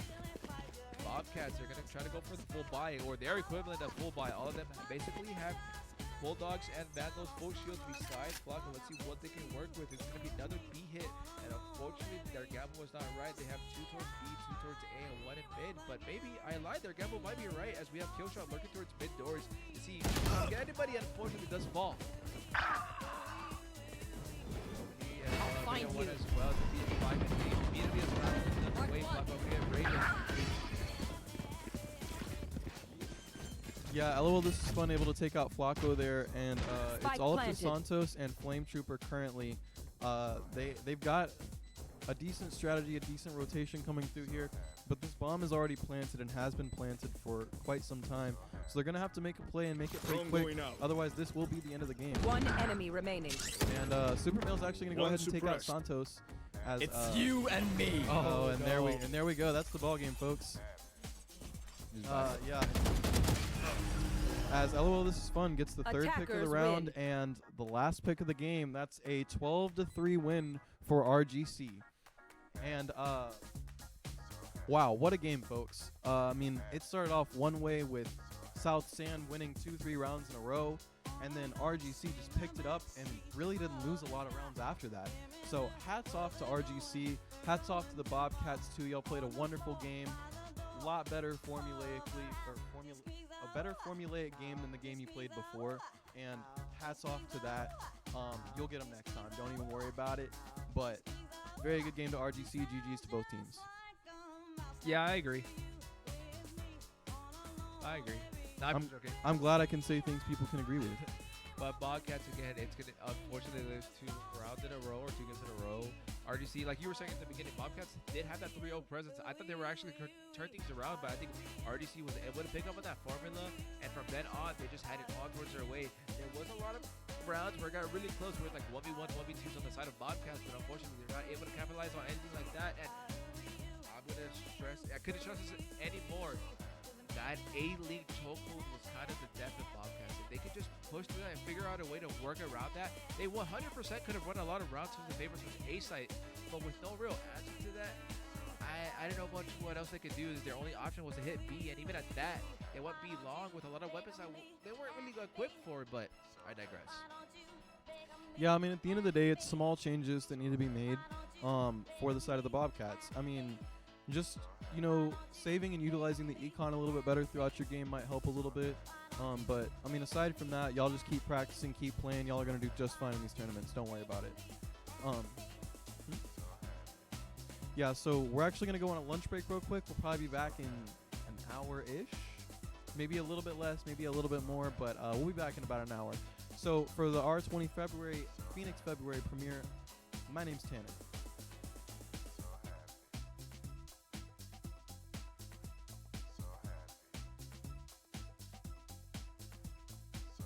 And thank you for rejoining us at the R20 premiere stream for the Phoenix February tournament. We're over here at the Boeing Center at San Antonio, Texas at Techport. My name's Tanner. Actually, it's the Boeing Center. What'd I say? You said Techport. It's actually the Boeing Center. And I'm KP. Thank you guys for joining us today. We're going to be playing a lot of games. Again, we already watched the matches earlier. We saw Harlan versus Bobcats and then Bobcats versus RGC. Bobcats, unfortunately, with the luck of the draw, not able to find any value to anything right now, unfortunately. But we can talk a little bit about the Harlan match that happened earlier today. Harlan, with that 13-0, is actually crazy. They look like a different team out there. They've transcended what they played beforehand, and Yuki is a monster right now. Again, able to get that ace at the beginning. Same thing followed up by Guak's ace, and unfortunately, Killshot, or I forgot who it was, not Kindred, something like that, was not able to get the ace as well. But when we looked over towards the RGC best match, they were kind of close at the beginning. The first 3 rounds went over towards the Bobcats, but RGC was able to pick up all the strategies that Bobcats sent their way, and with that, able to just honestly do a clean sweep back to the 13-5. Ooh. Look at these beautiful people again, and once again, and again, I'm going to bring this up every time we see this overlay. Shout out to production. The overlay looks pretty clean. But, ooh. Yeah, clean overlays from production. Looks like we're going to be having Dasher on Brim. Oh, no, never mind. Dasher on Deadlock, Azar on Raze, Short Crow on Killjoy, Nithy on Breach, Teho for Snow Bunny. Dasher actually is going to play Brim instead. Kadante on Reyna, Yuki on Jet, Guac on KO, Pony on Cypher, and let's see what Ten's Knockoff decides to play. We've already got 2 duelists. Never mind. Ten's Knockoff might just be playing the second duelist, as Kadante is switched over to a chamber. Shout out to the 5'3" Snow Bunny. What a beautiful username. I might have to change back to that. Probably like 5'3" KP, 5'3" Miyuki. Oh, also, Are you 5'3"? no. But for those who don't know, my other username is Miyuki. I love that one. And I also love KP, so I'm kind of in a disarray on which one I love more. So if there's any people in chat, please let me know which one you guys prefer. You better say Miyuki, because that's better. But to solidify the comps towards... Oh my god, wait, hold up. Is Kadante actually going to play Fade instead? Well, where's the Sage? Oh. Yeah, Kadante locks in Fade, Yuki locks in Jet, Guac locks in KO, Pony locks in Cypher, and Ten's Knockoff is actually going to lock in Brim. So we have a dual initiator for the side of Clark, but let's see. If we look towards on the other side, we have... Was that also 2 initiators? It was. Oh, Fracture. Let's see. This is a great map for smoke characters. I'm looking towards... They both have Brimstone, because Brimstone is honestly really great on this map. Able to rotate through the site, zip lines, all like that. Ooh, Clark Cougars, Harlan. I love this. All right, let's see what we're looking towards. Harlan is going to be the ones on defending side. They're going to either gamble this full stack on A, or they're going to put a 2-3 on A or B. But it's looking a little bit towards a 2-2, 2-3, 3-2. We're still figuring the process, but if we look towards the side of the Cougars, they have 3 ghosts. It doesn't feel like they're gonna find any shields besides his R. He's gonna optimize for it. Oh, actually, he's buying those and a light shield. Commit to that. Maybe you have the round going on your way. Gamble. They do hear the zip line and buy custom confusions for the side of Harlan, but let's see if they can pick up on anything and find any strategies as we have a slow take from Placing alarm bot. The turret does come out, or the trap does come out for KJ, just in case Evidence going to cross over that. But yeah, we have found nothing yet. No sides of each other's arm, but the presence is finally detected for some of the players on the side of Clark. Harlan knows that there is a presence towards the B, and they're going to initiate on that rotate. I do like the way they're playing. They're playing slow. They're not really aggressive when they really need to. They're going to regroup and try to go for this B-long push. Smokes come out for Brimstone. It's going to slow them down a little bit. We might get an instant rotate over, and this is exactly what's happening.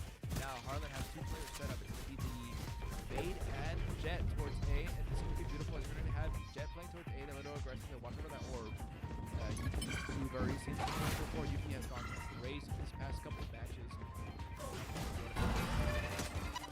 Okay. Good tails, abilities coming out. This little electric bucky comes on. I look at Andy there, or somebody can go into the site.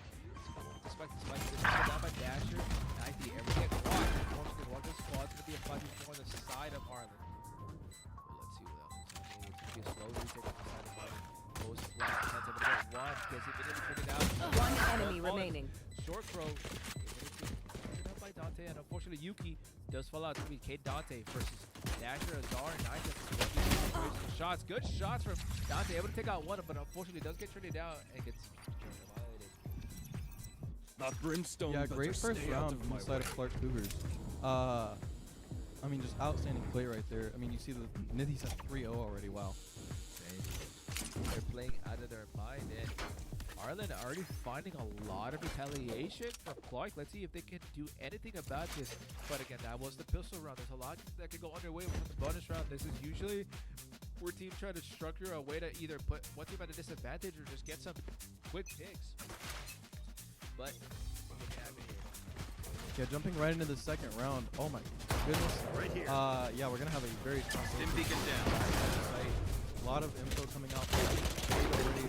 Beautiful round, or beautiful ability usage right now. We've got the Raze game coming out already.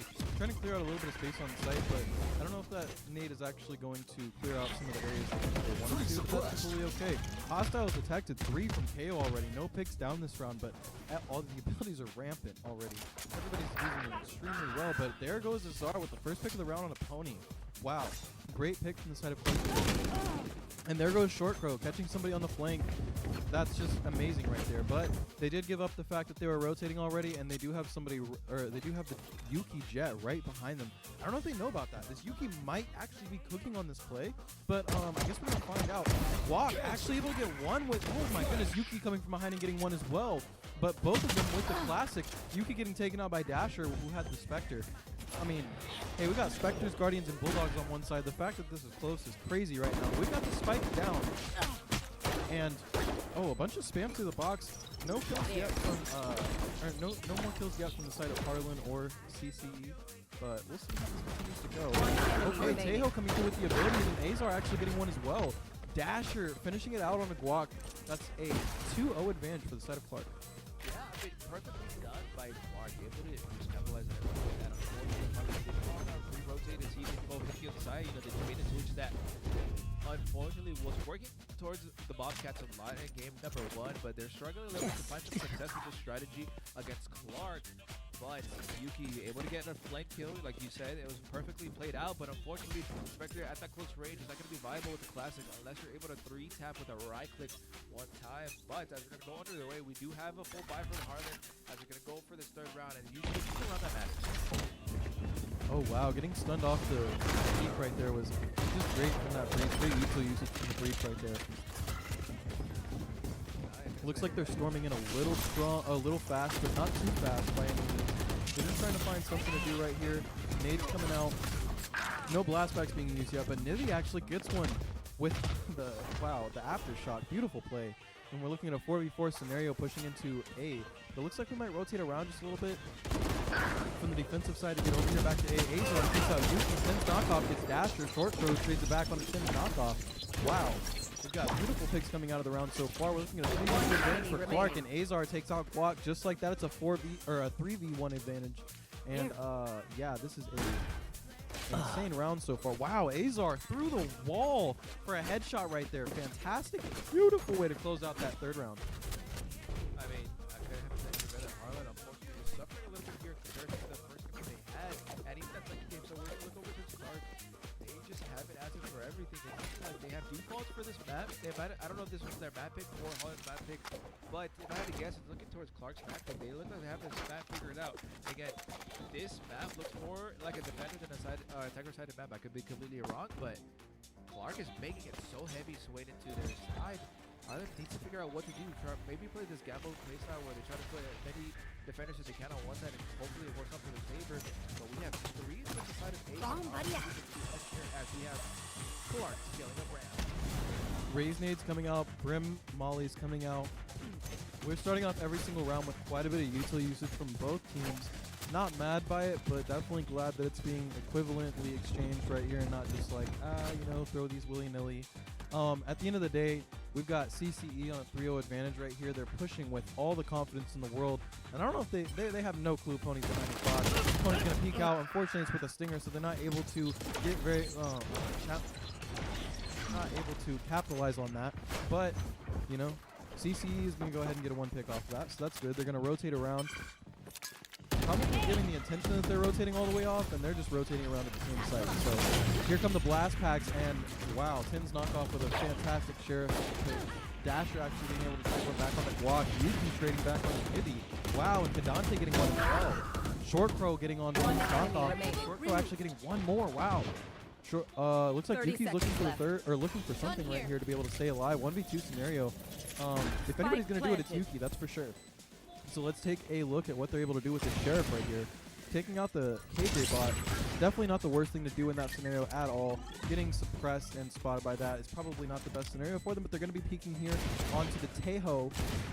If the Tejo decides to peek, if not, then they're just going to be maybe going for a 1v2. They could have split this up into 1v1s, but hey, we'll see how this ends up going. Sneaking completely around the One enemy remaining. actually getting the Tejo, but not being able to run off before Short Crow gets the third pick of the round. Beautiful round from the side of CCE as they are up 4-0.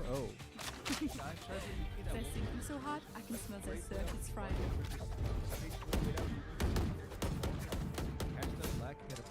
Exactly what happened to Yuki. Unfortunately, looks up towards the box when she gets that first pick. The second one is lurking right around that corner. Yeah, and unfortunately, when you're at close range, a Phantom is probably going to take the kick more times than a Sheriff, but that's just how that goes. Opted out of it, the Guardian to go towards the Marshall. I like this defense from Harlan. This is a bit more my style. They have aggressive take on deep. Leo's kind of lurking towards that dirt ramp. He wants to make sure that they don't get the ult. Your fault. Wow. Just click their head. It's that simple. Anyways, Yuki going off with that Marshall already. Popping the ult a little prematurely, but using some smokes to get out of the scenario after being flashed. Probably a smart decision on their part. But, oh, wow, another head taken down by Yuki. That's amazing. Harlan could get their first round here. We just gotta see if Yuki can do it. Yuki's got that ult out, and we've seen them do it before. And already with the rotate, Pony catching them out with the Cypher cages and everything staying back. Raze popping through with that ult, but Pony being smart and running completely away. Tripwire activated, but no kills based off of it. We're getting that plant down from the side of Clark right now, but it is a 3v5, so they're going to have to play this post plant extremely well, and it doesn't look like they're going to have time to get into positions other than where they're at. So, Harlan, oh wow, Yuki, Kadante, Guac, all taken down by Dasher and Tejo right there. Pony actually taking down Tejo right back, and that's just going to be the end of the round. Unfortunately, 5v2 or 3 is just always a hard scenario, but yeah, no, that's insane. Way to go. Valiant effort from the side of Clark, almost able to bring it back on the post plant. It was a 2v5 for the entirety of that round, and I honestly thought Harlan had it in the bag. I'm joking, they did. But Clark almost able to bring it back, and unfortunately nothing happened there. But hey, they claimed some blood off on the side of Harlan. They're going to have to use that credit, unfortunately. So it's not necessarily the best outcome for Harlan, but again, they won the round, so they carry 2 of those weapons over. Less credits to spend. what is this? It's going to be a 3-2 split on the side of Harden. And they're going to gamble again for the B hit. Looking like they might be right. Yeah, it looks like they're lined up perfectly for where the attackers are. It's like they got walls or something. They're just always lined up on that correct side right now. We've got this very interesting slow push where we're going to be using a little bit of YouTube, but nothing crazy. Ray's coming through with the nades. Breach coming through with the ult. Oh, wow. Brim ult as well. Oh, my goodness. Almost completely got Azar, but Azar ended up getting taken out by the KJ Molly. Teo actually getting one as well right there. And that's going to leave us at a 4v4 scenario. Harlan defending this very well, not letting them take site easily. Not one bit, not at all. And, yeah. Clark is going to be coming through with this rotation, but it's slightly obvious what they're trying to do here.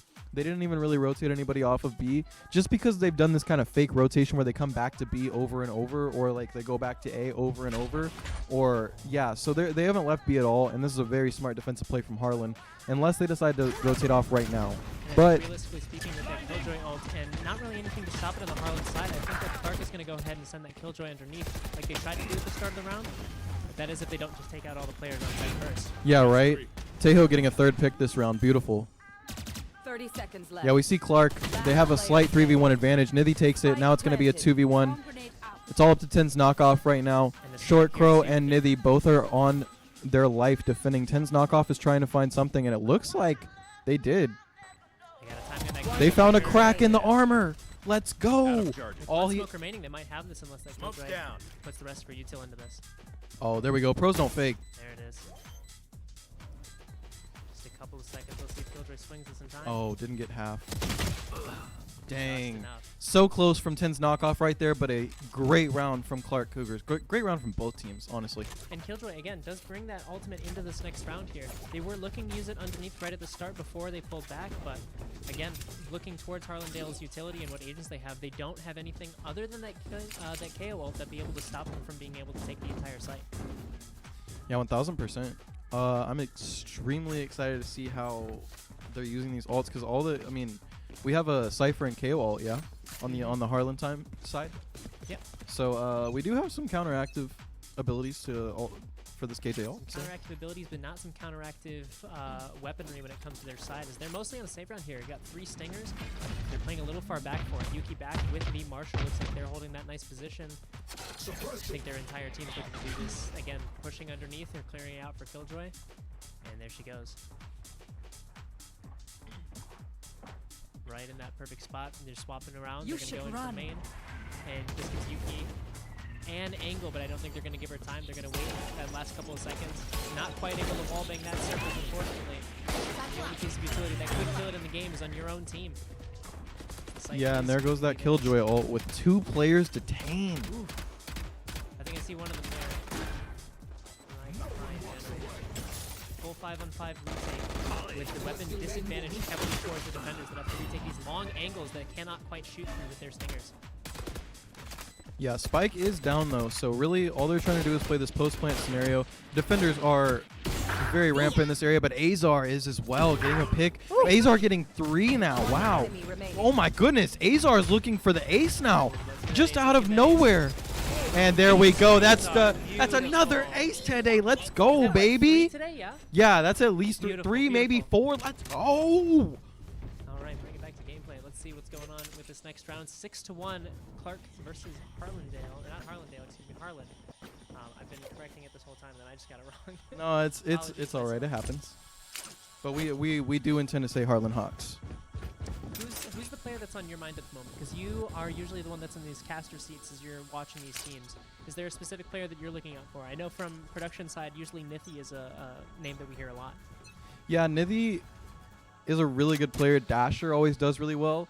I don't really recognize the name of Azar, but Azar seems to be popping off right now, doing very well, especially with solidifying ending kills. Another name that I'm always talking about is Yuki and Kadante. They're both extremely skillful. Oh, for sure. And we've seen Yuki already just manage, even if their team isn't able to pull off from the rest of it, they're able to get at least a couple of picks off with those snipers and their ability to just kind of get out of jail free. As you were mentioning earlier with Azar, their ability to just clear out spaces, just not quite enough for their team to push into it here. They are looking to go under again. Yeah, this under B move is just their bread and butter, huh? Mm-hmm. I don't quite understand it, but I mean, hey, They if might it works catch for K. you, it works for you. Yeah, they might catch the KO off guard here as well. Looks like KO's Stingers are a little more powerful than their Vandals are. I But guess now so. their entire focus is on it. They know that at least most of the players from this team is here. They haven't quite seen Killjoy to my knowledge, but it's been enough to bring over 3 of the defenders. And we've got an even 4v4 matchup right now. All these attackers are, wow, just kind of making a lot of noise and being a little sloppy with their pushes right now. But Pony is trying to get, oh my goodness, and actually gets away with from the ult. But Azar does turn around immediately and get that pick. So, oh wow, but Dasher gets another one on a Yuki as well. That leaves us at a 4v1 already, and Azar just gets a Once again. 3k per round. Azar is going insane. I want to say Azar. Yeah, I want to say Azar. Like, I feel like it's Lazar, but without the L. I don't know. 4-2. I mean, they're definitely a laser. That's for sure. 1000%. I mean, yeah, 15.1 is insane. Yeah, especially when the highest person on the other team is 6 and 7, so, or 6 and 8. So, yeah, no, Clark is doing amazing right now. If anything, I'd like to see a timeout pretty soon from the side of Harlan. A timeout or like a full solid save round. I've noticed that Harlan has had a habit of just kind of force buying pretty much whenever they can. And Stingers have worked for them in the past. Not this round, unfortunately, but a lot of the times they are able to get some value out of them, but I feel like a good solid save round would give them the ability to have, you know, full weapons back online. You'd be able to compete more consistently with it. Even if you are able to get these close angles here like Tense Knockup has with their Stinger, it isn't necessarily something that you should be depending on every single round with your saves. Oh, That weapon wow. disadvantage, I mean, you might have that weapon in Yuki, but you can't rely on it every single round. Yeah, Tejo getting a couple picks right there as well. We're actually looking at a 3v2 scenario, which is not impossible by any means, but Okay, walking under again. to be fair, Clark's been getting read like a book. love how Clark is just abusing Fracture's ability to just constantly rotate between points A and B on the same site. Whether it be, you know, using the ropes or especially on B, using that underside just to completely rotate. But Guac seems to have sussed it out after so many rounds in a row. They've spotted out the enemy team. They know they're flanking, and, well, attackers sure don't. Yeah, I mean, still in this 3v2 scenario, I mean, Guac is coming through in 30 almost the seconds perfect angle right now, especially just to be able to take out that short crow who was planting right there. That's just incredible. Now they only have about 20 seconds left to get that bomb down. And I mean, they are going to get it down behind that area, but that's not where they wanted to plant it. That's not where they wanted to set up their post plant or anything like that. 2 hostiles detected right there with the dart. That's beautiful because you got both of them suppressed. Tejo getting one, but Guac actually closing out the round with a double kill to get a 3K. Beautiful, beautiful shots from Guac right there. And that was just textbook. Good positioning, good shots. Great round, Guac. Great round off of Harlan, able to bring that back. That knife off of the KO, able to spot some presence. They know exactly where they're going to be at. Unfortunately, the Principal's ability is not able to claim that of 5 foot, but they're able to bring it back, and Harlan gets the second round of the game. It's going to be 7-2, round 10. They still have the ability to get 2 more rounds, probably make it up to 4-7 or 4-8 if possible. If we can do this, but Harlan has a long way to go from here. It's still anybody's games. We saw the games before. Harlan was competing how they were playing. They have the ability to bring this back, but let's see if Clark messes up some mistakes and Harlan can capitalize on that. Ooh, as we look over here, it's going to be a 2-3 split on the A side for Harlan. Clark is aggressively pushing, taking space over A. The smoke is going to go through. They might be able to just push through this. Oh, here comes the brimstone. Oh, it's going to go through. Oh, what fortunate for Zarn able to claim out kill, but Tejo able to get 2. Nice, he gets the trade as well. It's going to be a 4v3 on the side. Harlan, unfortunately, another one falls. 5 foot and dash going crazy here. It's going to be Yuki on the 1v4. If they're able to do it, it can be Yuki. We know Yuki has the performance, has the aim placement for this. 76 HP, does have the darts, has 2 Util to work with. He has the updraft as well. Let's see if Yuki can do anything here, as the smoke is going to be swung pretty soon by 5 foot. Just holding it. Unfortunately, not able to do anything, and Yuki does fall to 5. Yeah, that's going to be 8-2 from the side of Clark right now. Going into this 11th round, this is a scenario where Harlan, they probably need a timeout here. I don't know how effective the saving is going to be when there's only 2 more rounds left. But at the end of the day, if they did save here, they would have full econ for the last round. Doesn't really look like they're going to have a lot of option aside from that, though. They don't have a whole lot of econ. But luckily, Yuki does have their ult. Guac has their ult.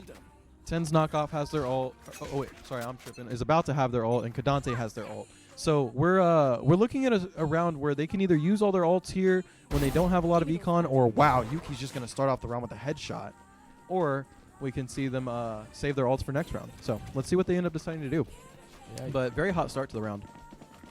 Yuki still, I mean, the presence of Yuki known towards that A long side, it's going to be beneficial towards Clark because they know that Yuki, although they have kind of paralysis them, they can easily push through that if they decide to go together. If they're able to catch one of the players on the side of Clark, it's going to be KJ. He's going to be stuck in the corner just in fear of Fade using that ability to push up freely. But look at that. They're rotating over to the other side of B. I don't know if Cypher's going to be waiting for this. Yeah, they still have the KJ back towards like entry on A site, towards like the A main area. And I mean, like, that's definitely going to have some effectiveness in about 30-45 seconds. But aside from that, I'm impressed that the entire other team made it all the way to B without being heard, detected, anything of that nature. But there goes the No! What? Why did you sell? No! No! You have 2 shots in the shorty. Use them. Oh my god, this is not my goodness. 2020, bro. The short doesn't want that, but that courage anymore. No way. And getting a spray down like that while you're blinded and my everything. But God. Yuki trading it right back. I mean, hey, they should be tapping it a little more or like holding for half or something right here. They've got defenders coming, or attackers coming from both sides right now. They're going to have to do a little bit of defending, but Yuki does it. Wow. Is that a 4K? Yeah, that's a it's a 4K for them, and they have time to defuse. That's Yuki beautiful. is heating up later into this game. Look, like I said it before, if Yuki is the one that can bring him back, it's always going to be Yuki. Yuki, my GOAT. I'm calling it right now. Yuki is my GOAT. I have not seen much of the game, but Yuki is just going crazy. 12 and 10 right now. Wow, masterclass performance. Able to clutch that out for the side of Harden. Now they're going to be up 1. Now, again, superstitions. If Clark wins, it's going to be 9-3 curse. But if Harlan does get that A4, they're going to give him a little bit closer, a little bit of leeway to bring it back on Clark. It's going to only be a 4-round differential. If you look towards the side of Clark, they're going to have to full buy again. This is the last round of this half. And unfortunately, fortunately, Harlan has enough credits to also combat that full buy. You know, if it's one thing that I've learned from commentating R20, it's that 9-3 curses are not real in these sort of tournaments. And Don't your say ranked that. games, they Don't are. say that. But Don't say that. oh no, they just ain't. Like let the me have last this. 3 9-3s we've had, the 9-1. No, I want to have this. Let me have this. But anyways, going into this 12th round, ending off the first half, looks like the attackers are going to play a little bit more slow this round. Oh, but never mind. Short Crow actually getting 1 pick on the flank back there. Fantastic look from them. And they are going to be rotating through these ropes one more time. And that's something that I've really loved about watching the Clark gameplay. They have been utilizing this map so well. Like, this is a map that I only ever hear people, even at the competitive level, complain about. And this is the fact that they are utilizing every area of this map to formulate their strategies are just beautiful. And it's working out so well for them. So Kadante actually getting some info right there. Brim ult coming out. Oh, it's actually able to get to Yuki. That's a huge pick for them right there. Wow. And the return, I think that was a return Brim ult, and we didn't see any picks from it. But Azar gets another one. Wow. 30 seconds. Yeah, no. left. Clark is just looking healthy this round as Dasher gets 1 more, and now it's just a 5v1. The only person left is Pony. And I have full faith that Pony is going to do a little clutchy thing right here. But unfortunately, faith is not enough as Azar finishes out that first half at a 9-3 score. Switching Yeah, Satchel sides. Tech off of Azor able to just push himself a little bit further. Then the crosshair placement of the last remaining player for Harlan really benefited him there as well. As a Cypher, a trap. Like, just popping at the same time is actually crazy. That timing is in unison. But as they're going to switch over now, it's going to be on the side of Harlan as they're going to be the ones attacking. And usually we saw Harlan attack, and that's what they're better at. So their defense has always been somewhat lackluster. Again, we didn't see much of that defense of Harlan because, again, they had all 12 rounds in a row on attack, and they brought it to their side. So let's see what they can cook here on the cook on the attacker side. Clark is going to be on a 3-2 split towards heavily favoring B. Now let's see what we can do there. Hey, I believe. I can believe. I believe too. I've got faith in the system.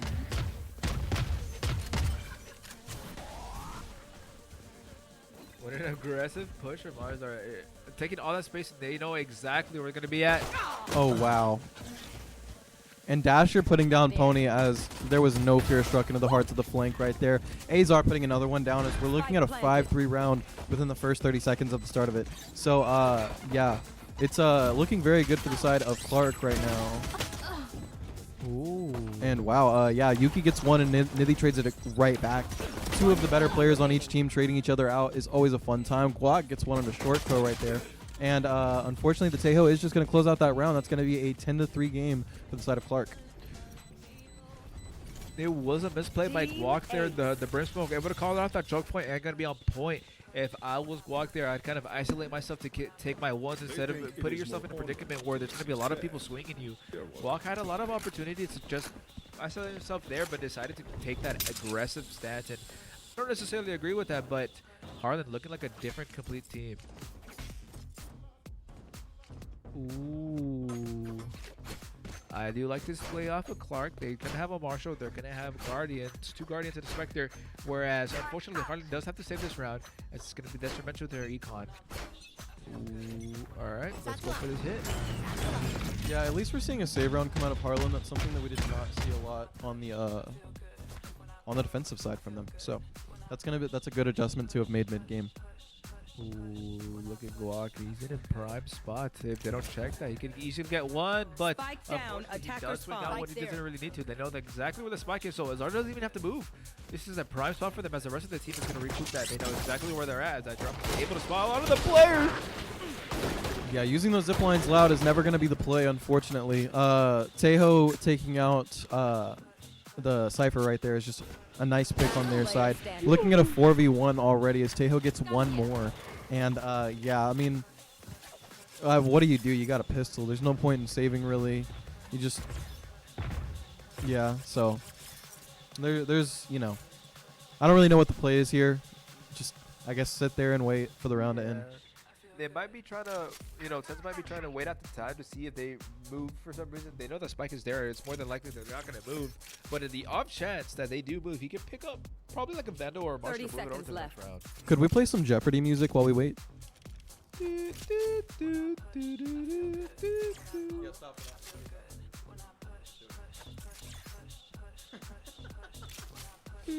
joking.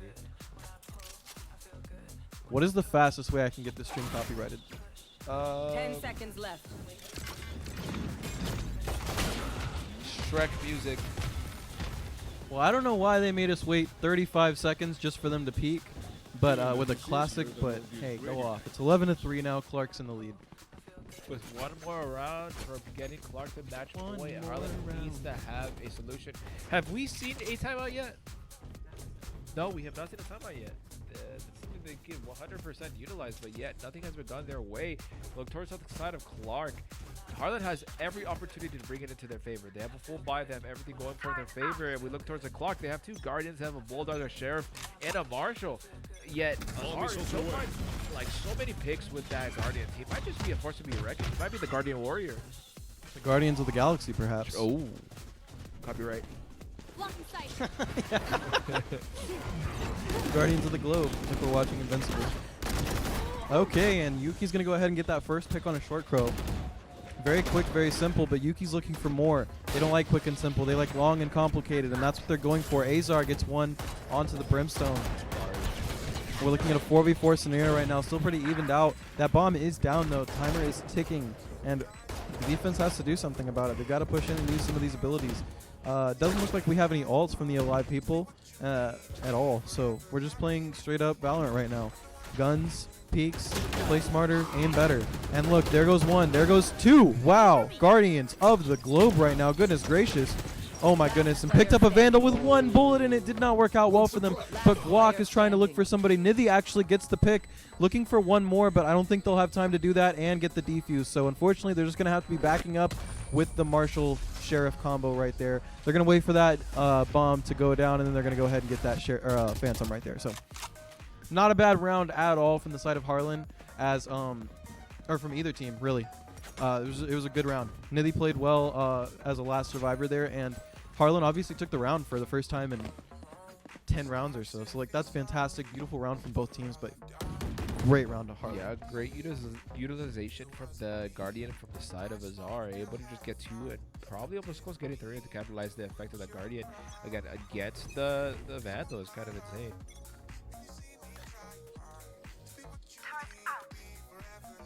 Yeah, we're looking at a slow start to this round right now, and probably smart because, I mean, Harlan doesn't need to be pushing in fast. Nobody needs to be pushing in fast or strong whenever you're losing by 7 rounds.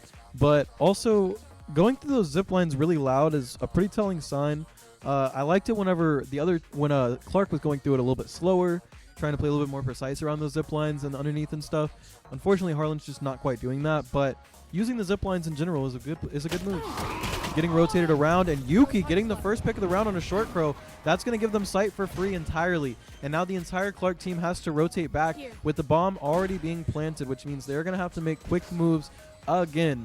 That is how Harlan has countered this team right here. As they get in sight quick, they plant that bomb quick, and they're playing post plant very well, long enough to where they're not going to be able to get the diffuses off easily. Although this KO ult coming in is going to be something. You know, they're not going to be able to just run into sight, but Yuki gets another one. Wow, Guat gets one, and Yuki gets 3.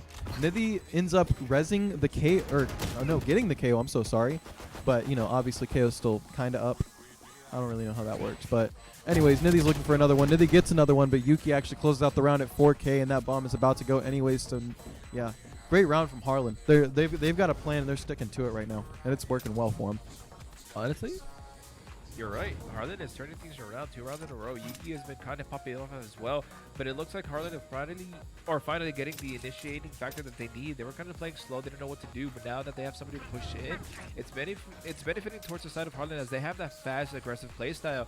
Now, I think when they started losing is when they were playing a little bit slow, not trying to figure out like what are their options available. They just decided to just go in and see what happened. So this is great. yeah, this game has some potential right now. Harlan's playing a good attacking side right now, like a really good attacking side.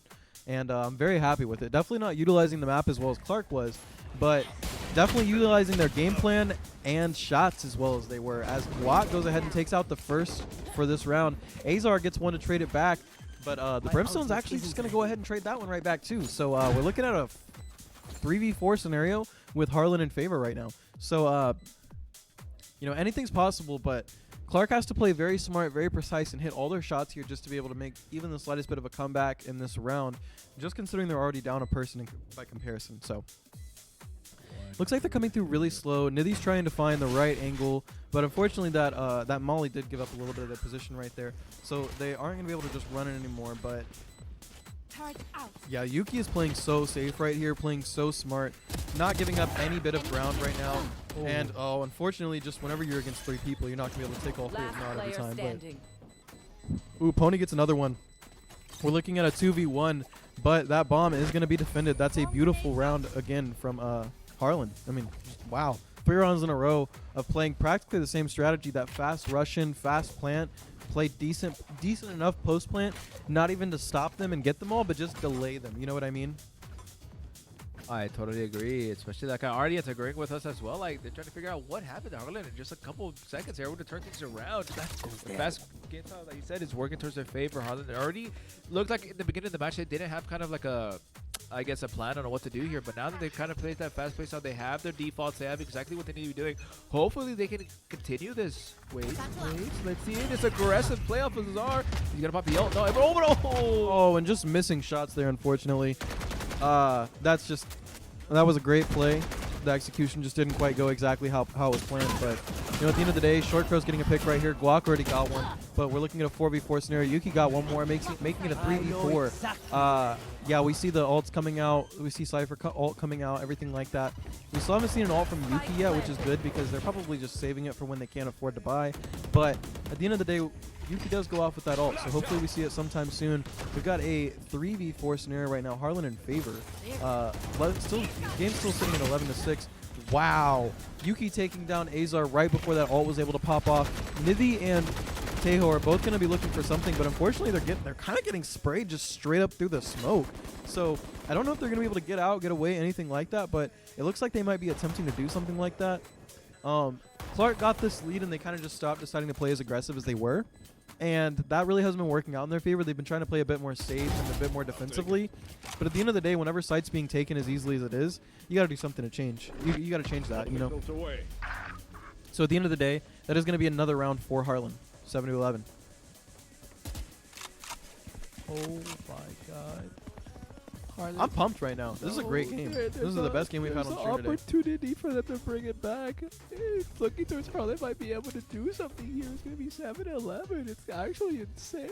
Yuki is popping off. 22-16 is actually insane. Off the side of Yuki, does have the knights to pop him for this upcoming round. But if we look towards the side of Clark, they have 3 ults to work with. We have that Brim ult, we have the Breach ult, and we have the Taeho ult. There's a lot of impact that those 3 ults combined can do.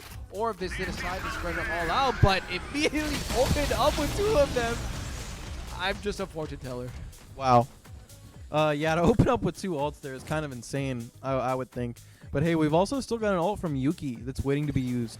And as we know, Yuki goes off with that thing. Oh. Also, Brim on the Harlan is actually stacking up for their ult, about to get it. But Azar gets 2. They are tired of the rounds going the way they've been going, and they just want it to end. Wow. Get one more. Oh my goodness, Azar going off. Dasher getting one more as well. That's actually a 4v1 scenario for the first time that we've seen in a while. They finally shut down this quick push, quick plant strategy, and that has not happened in about 4 or 5 rounds. So Guac is all alone, and Azar is actually going to get that 4K to close them out. That's going to be 12-7. We're at match point right now. Look, you can see Brandon looking all cute in the back. How come you never compliment me like that? Well, KP, you ain't on camera when you're not with me. I guess. Okay, I guess. But if you go get on that couch, the observer couch, oh, then I guess I'm not cute or whatever. you could get you get shot out as a little cutie, you know. All right, you're muted. Anyways, we're going down to the side of Harlan. I mean, again, Yuki has the knives, and we have a Brim also on the side of there. Unfortunately, Clark, everyone used to go to. Oh, wait. Not again. Azar, don't go for another spree. Oh, my goodness. The bat. spray Oh could have done my something, God. but wow. Kadante getting it through the box, through the smoke was just crazy. Sorry, not through the smoke, through the flash. That was nice. But yeah, we've got Kadante looking for another one. Unfortunately, Teo's going to go ahead and take that down, take Guac down really quickly. So now we're looking at an even 4v4 again. That advantage was not held by Harlan for very long. So yeah, we're going to be going in for a quick push, but Yuki not able to do anything with the ult. That's so unfortunate, as now we're looking at a 12-7 game with Clark having a 4-3 advantage just in this round. That's not going to be the greatest for Harlan, but it's not impossible. They could definitely pull this off still, and it looks like Harlan's getting that bomb down already onto the A site. Oh, they've got a little bit of post plant set up, but will it be enough as Dasher takes him out? Kadante, yeah, no. Dasher just takes out those last 2 for the ending of the round right there, and that's just beautiful gameplay. You love to see it. You love to hear about it. There was no 9-3s around here today. Clark just took the dub. And GG's to both teams, because Harlan, you gave us 2 of the best games we've had on stream today, so don't feel bad at all. You know, y'all have played beautiful games. Clark just ended up playing a little bit better and formulating a little bit better of a strategy. So at the end of the day, GG's to both teams.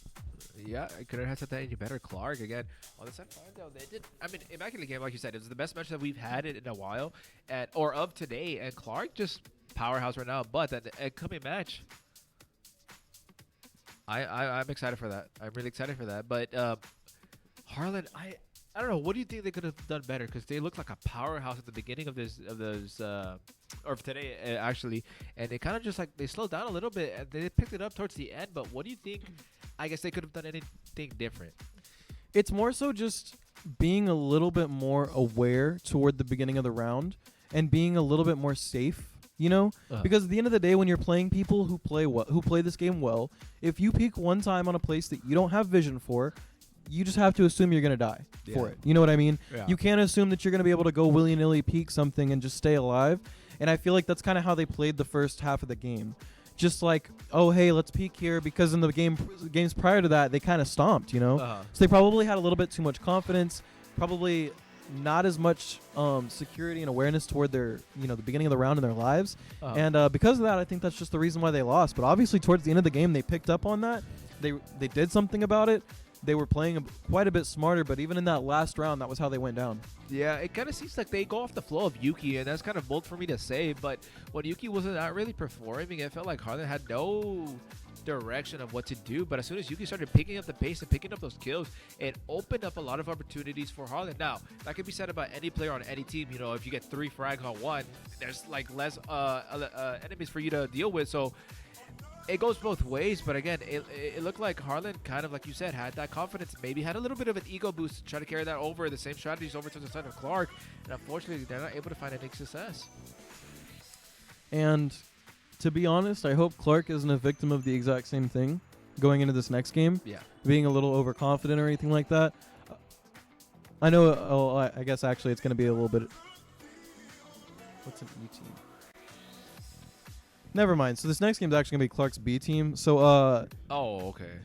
Their E team. I'm kidding. Again, I've never told the truth. So it's actually not their A team, it's not their B team, it's not their C team or their D team, but it's their E team. And their E team is going to be playing against the New Bromfels and Palers. The New Bromfels and Palers. Which are not the unicorns, they are the impalers. They had every opportunity to hit them with the unicorns. I actually got the opportunity to commentate for a game that the impalers played earlier in their regular season, or maybe it was their playoff season, I don't remember. And they played really well. They did. They played against RGC, and they played really well. So I'm excited for this next game. I'm with you there. I'm excited to see that. But right now, we're going to hit you guys with a BRB as I got to go take a shower. It's been a minute, you know. It's true. I can smell it from here. Oh, you could you? Oh, I'm sorry. I tried to put deodorant on and a little bit of perfume, but it didn't work. My fault. But I'll hit you guys with a BRB, and we'll be back in a little bit. See y'all.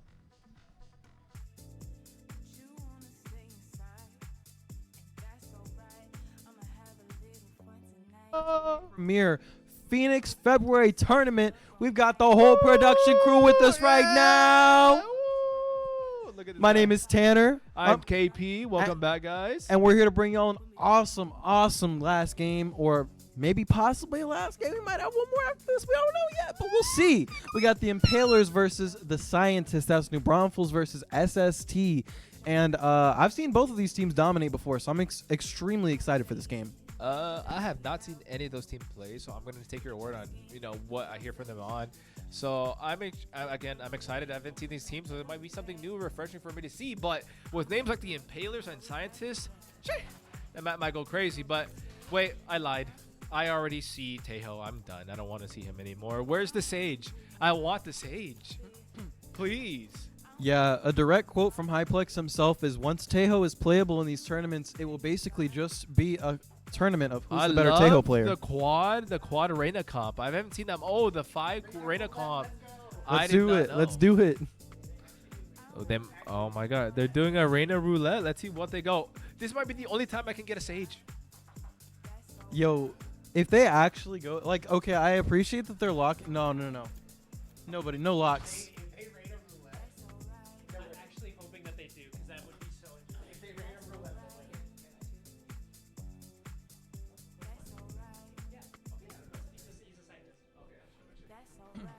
Yeah, honestly, because they are scientists, this is a formula that's being calculated as we speak. True. So you don't have to worry about it. They know exactly what they're doing. They're gonna get the characters they want.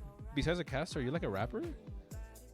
I'm a musician, yeah. Oh my god, bro, you're going crazy right now. That's actually not a bad comp. That's actually not a bad comp. Okay, we've got Oppenheimer on Fade. We've got Schrodinger on Raze. We've got Fleming on that person. KJ, oh my god. Curie on Omen and Jung on Gecko. There we go. Names are eluding me right now. Day Zero on Vise. Yeah, that's a cool pick. We haven't seen that today. Burning Light on Clove. I Am Lonely. Sorry. On Jet. And EB sorry, I can't read them from here. EB Head on KJ and Mysterious M on Gecko. I forgot Gecko twice. That's crazy. Yeah. Okay, so was this off of the Reina Roulette? Or did they pick? No. They all swapped last second and locked in an agent. Yeah, we do. Who's testing their mics right now? Oh, that's from the other room, yeah. But as we look towards this wave, It's going to be SST on defenders, where we have the Impalers going to go for the attacking side. It looks like they're going to go for a C hit here. It's going to probably just have a lot of utility dump at towards the side of C mound. Nothing really too extravagant right now. The Impalers do have 4 ghosts to work with. No shields, no nothing like that. Where we has EP Head holding back on that classic. He's going to save that econ unless he decides to go for that shield. So we'll see what happens here as we have 23 seconds still. Oh, there's going to be a tech pause. I need a shield like it's Twilight. Oh, bars. But we have a tech pause right now. So, I mean, as we let this Some tech pause, complicated Twilight humor right there. while this tech pause is underway, is there anything we can say about these teams? I mean, at the end of the day, both of these teams are crazy. The Impalers are coming from New Braunfels. They haven't played in a whole lot of tournaments from R20, but I mean, they have a regular season and they play in it. They play really well in those games.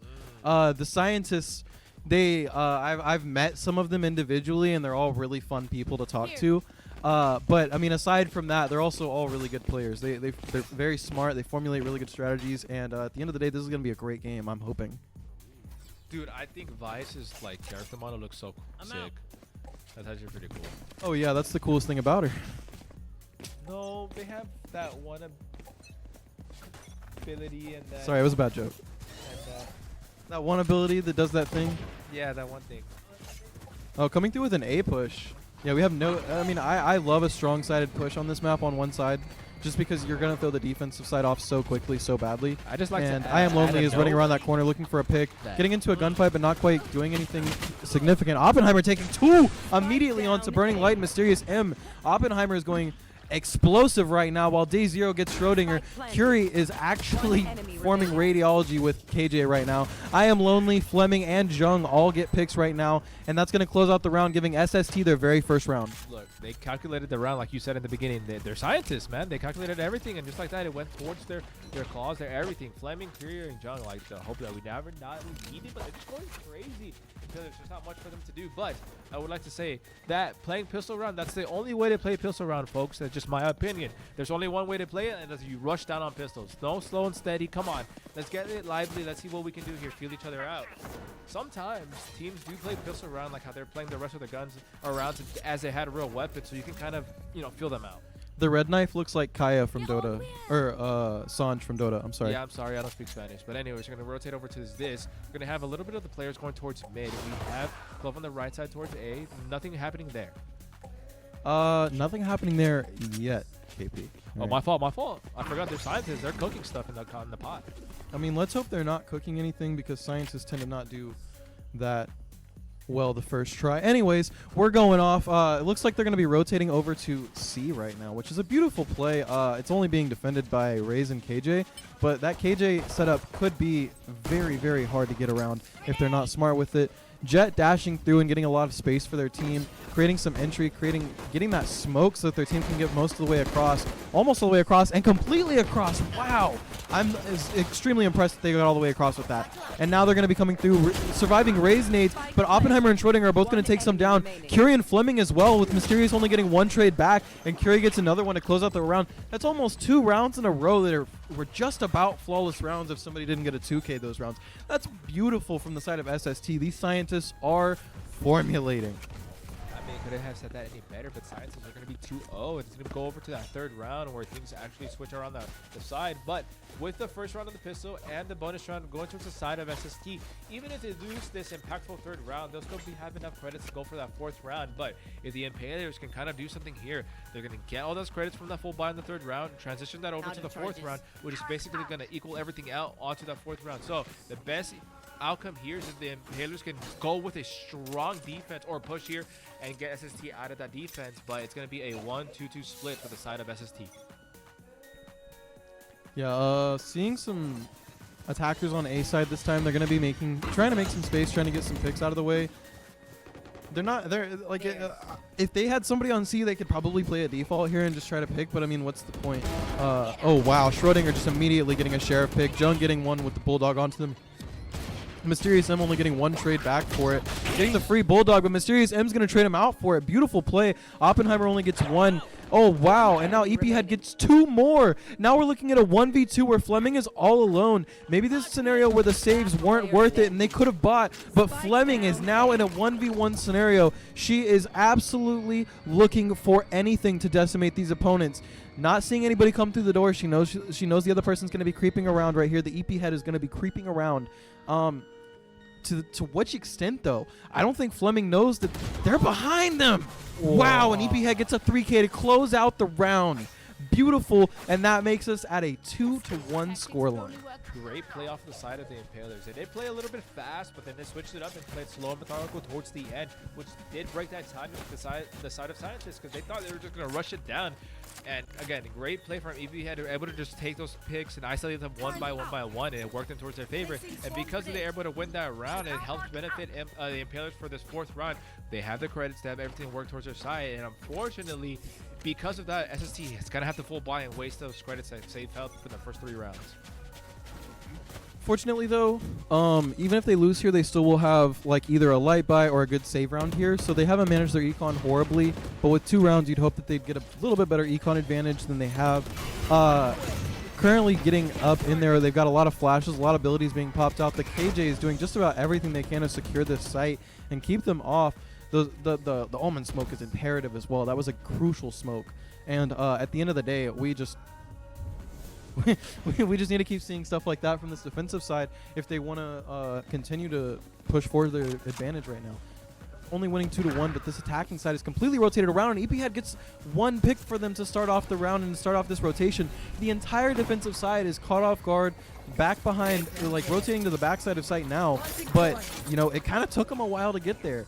And they're gonna, and the Impalers are gonna get this bomb completely down. It's really not much that SST is gonna be able to do here at this 4v5 scenario. But Curie evens it out to a 4v4 right now, making it a lot more possible for their team to do something here. EP Head trades 1 back, but Oppenheimer and Fleming get 2 in return for it.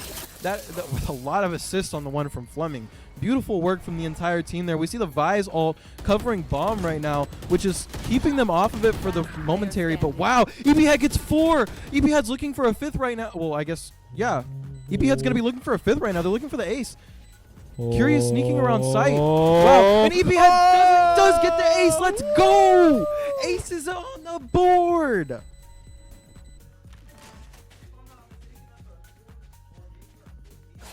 I think it's our 4th. Yeah.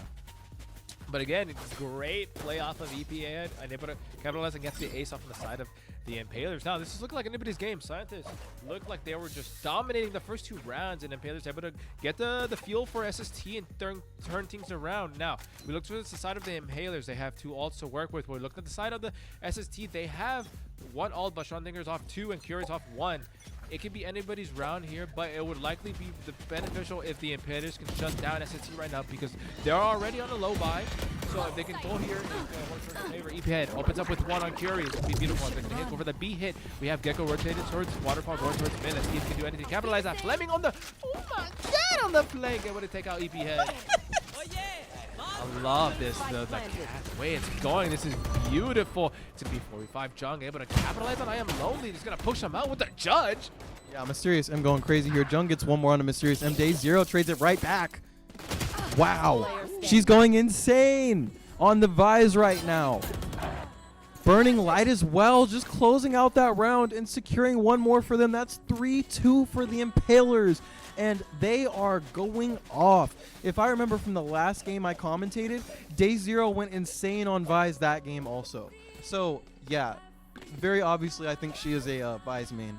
Look, you weren't wrong. The scientists were calculating things, but you said that they're not always right on the calculations. And it's looking like they're faltering right now. Imperial, 4 rounds in a row, they brought it back. Or 3 rounds, and it's about to be a 4th by the way things are swinging towards their side, but we look towards their credits. They still have a lot to work with, where the scientists are kind of suffering here. Now, we do have the ult still on the side of SST, but I don't know if it's going to be used here. We have 3 to work. 4? Wait, is that 4 ults? They have 4 ults?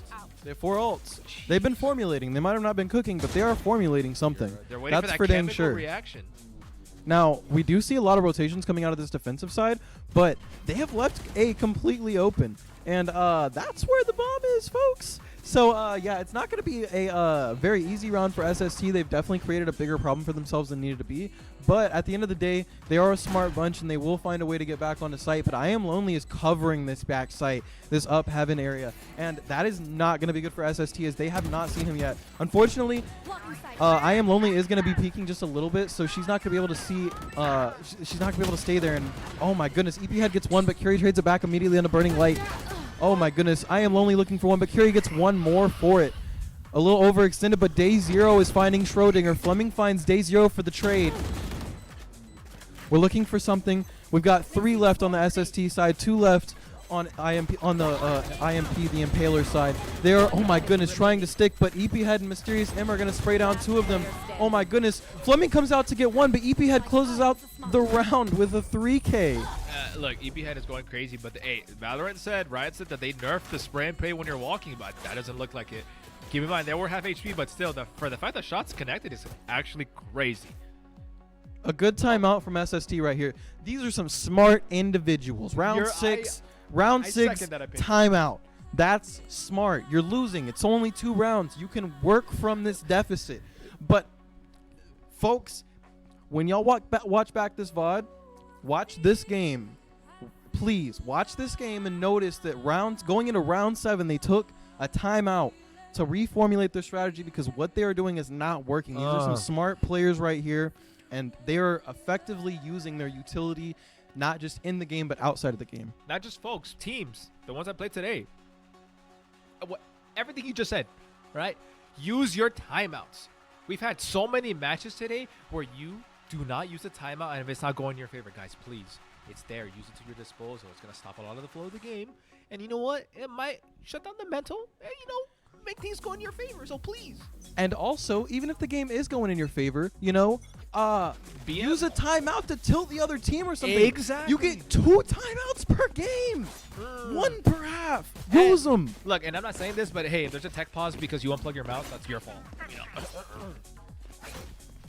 Anyways, going into the 7th round.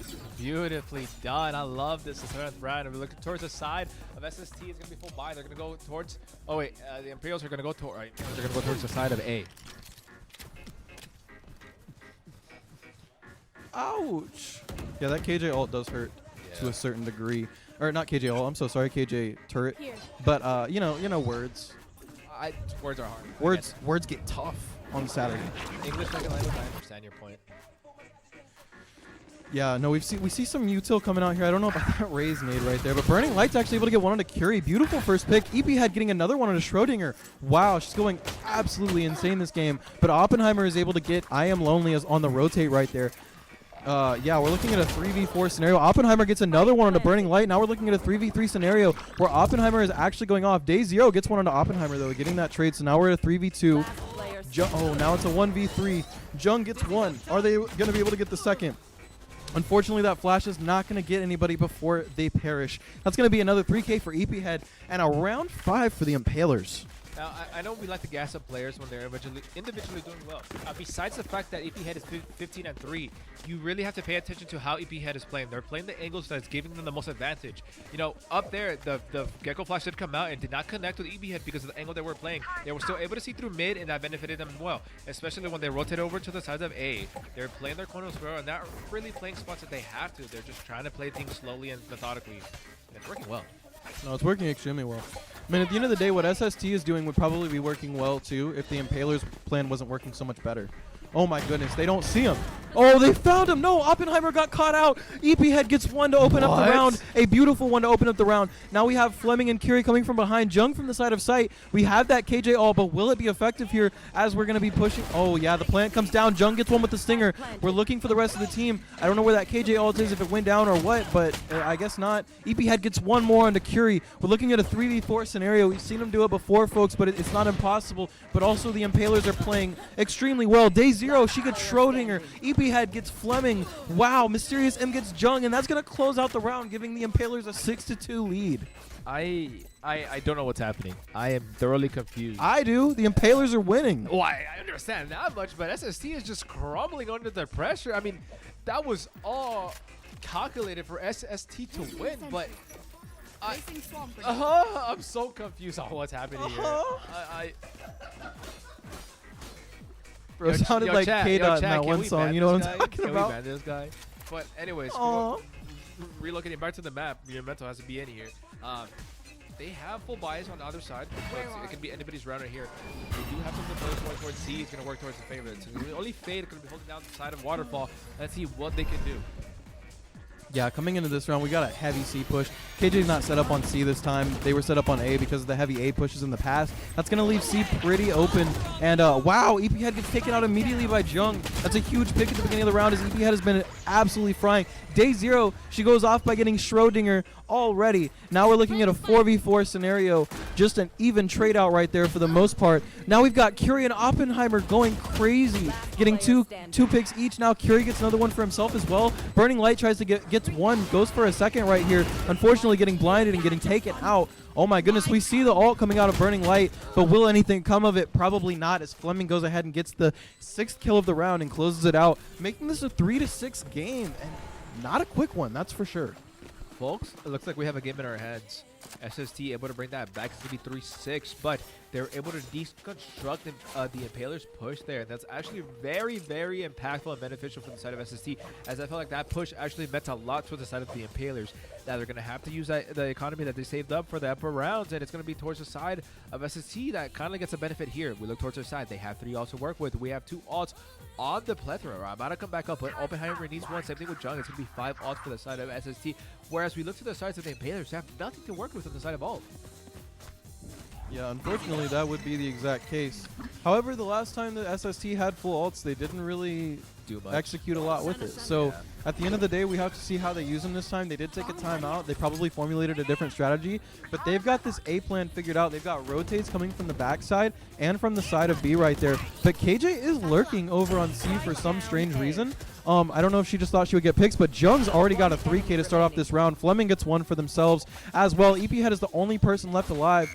I don't know how smart going in and pushing 5 people is. Probably just stay, yeah, you just stay back. Try to get yourself a default pick or something. Try to get one pick, get out.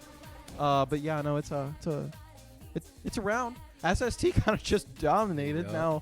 Now we got to watch how EP decides to execute the rest of If this anybody round. can do it, it could be EP Head. It's stuck in the 1v5. They have 45 seconds on the clock to work with. This is just beautiful. Just And a beautiful 4K from Jung right there to close out the round. EP Head did get one onto Fleming though, so by all technicality, they did their job. 100% they did. All right, let's look at this free phase. We have a lot of things to work here. Again, it's a full buy. I have not seen any variations to the gun. Actually, you know what? Have not seen me sense in one round where they decided to go ops. I haven't seen an operator or a marshal or I forgot that new one they added. Is it outlaw? That one. Are you a big fan of the outlaw, by the way? I mean, who's not? You know, for 2 shots, True. and then I hate it. I feel that. I feel that. But look to the side. I mean, Yeah, it's a long range shorty. It's cool, but it's not the coolest. yeah. The Impalers have a sheriff. Definitely still gonna take a marshal in most scenarios. I'm kind of confused, but not confused on the way they have the sheriff. Maybe they just didn't have enough money, or they're trying to save for a different round. But though, with the sheriff is going to be the one lurking the most forward, as SST kind of have a little speculation. Wow, Oh. Curie actually getting a really good smoke out of that right there. Really good blinds as well. Schrodinger actually takes out EP Head. That's a really good early pick, as the team without EP Head last round kind of got stomped on. So let's see how they proceed with this round. Jung gets one onto Day 0 as well. They've caught the flank and the rotate already. Yeah, no, look at that peak right there. Literally already zoomed in on, like locked in on the headspace. Oppenheimer gets another one onto I Am Lonely. Jung gets one onto Burning Light. This round is just about to end already, and Jung gets a 3K to close it out. We're looking at a 5-6 stat line, folks. We're about to end the half with possibly an even game for the first time today. Hey, you're not wrong, and it's looking towards like it might work towards our favor towards SST, because again, they still have 4 ults to use. They have not wasted it. They've been winning with pure gun skill and just positioning alone.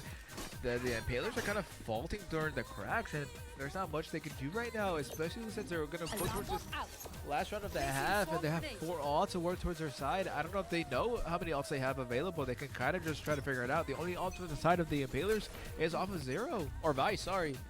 KJ ult is ready to be planted on the side of SST. Coming into this last round of the half, it's actually 5-6 right now. Both teams are playing, I don't want to call it scared by any means. They're both playing smart. They're both staying back, and yeah, both playing tactical would be a good way of putting it. But, you know, neither team over-aggressing here, which is very good. We've got defenders on A, B, and C still, you know, looking, what, almost a minute into the round or something like that? Like, this is a very, this is a highly anticipated round right here. I mean, at the end of the day, you got to look at what's going down right here because you see these slow rotates and stuff, these fake rotates, and now they're just coming right back to A as soon as they notice that someone's rotated off. But that's the thing is that fade was not rotated off. They just gave the appearance that they were. Jung and Oppenheimer both get picks right there, and that leaves them at a 5v3 advantage point. Jung gets another one as I Am Lonely and Mysterious both get a trade there. We're looking at a 3v2 scenario. Great job from Mysterious M right there to even it out the playing field. But yeah, with this KJ ult, they can't move into a lot of spaces right here. Whoa, my God! And Fleming just comes through and aimbots them. What? My God, that was immaculate aiming and positioning from Fleming. Jeez. I want that Go type crazy. of aim. Go stupid. I Switching want that type of sides. aim. Yeah, if only we had replays. Unfortunately, it's not Call of Duty. True. But for that first half, I mean, I usually we have either our team have the upper edge, but it looks like both teams are actually just canceling each other out. So let's see what else could happen. What, like, you know what? I'm going to predict something here. Go for your prediction, KP. I'm going for my prediction. Go for your prediction, KP. I believe the Impalers are winning. That's my Okay. prediction. Okay. Why? Because I just like the name EB Head. That's why. That's my prediction. I'm putting it set stone right now.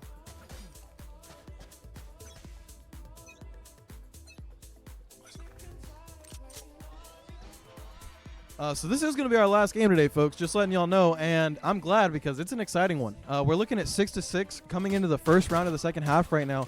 And, I mean, these SST folks, they played really good on defense, really smart, especially towards the latter half of the first half, or the latter bit of the first half. And, yeah, no, I mean, I'm really excited to see how they progress into the offensive side and get onto site because they're typically pretty good at that. Now, they're kind of in between B and C right now, and this is beautiful because they also have people coming from spawn onto the C site, and it's probably unknown, so they were able to cover a lot of angles, cover the flanks, everything like that. But EP is able to go ahead and get that first pick of the round with the classic. Schrodinger, one tap to a classic, just runs right up to it. I don't quite get that one, but EP gets another one. Mysterious gets one more. Jung actually trades it back onto EP. Fleming trades one back onto Mysterious. We're looking at, oh, wow, Jung gets another one. We're now looking at a 2v2 scenario when just a second ago it was a 5v2. So, yeah, no, Fleming and Jung against the world right now. Goodness gracious. Burning Light trying to defend that, or trying to get to that bomb defusal. Oh, yeah, there we go. Burning Light and I Am Only both get a pick to close out that round. Great round from SST, but just a slight bit better from the Impalers. Dude, I'm telling you, I Am Lonely. They feel like they're lonely, but Burning Light is maybe the light that they need in their life as they were able to clutch that out, both of them together. I mean, look.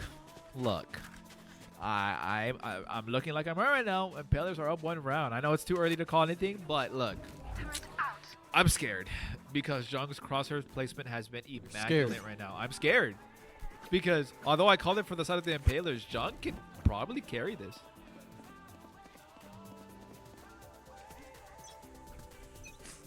All right, going into this 14th God, no. round, Oh, second wow. round of the first half. Why are you Second laughing? half.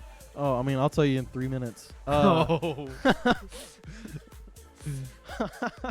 Looks like the attackers are definitely not going to go too much faster, but they're all lined up on B site right now. Trying to, just dumping that util in. They're going to run right in after it and completely obliterate all the spacing on this map. What? Mysterious M just obliterating through a smoke. Mysterious M getting another one. Curie only getting one back on a Mysterious M. Oh my goodness. I Am Lonely and Day Zero are both absolutely wrecking in this scenario.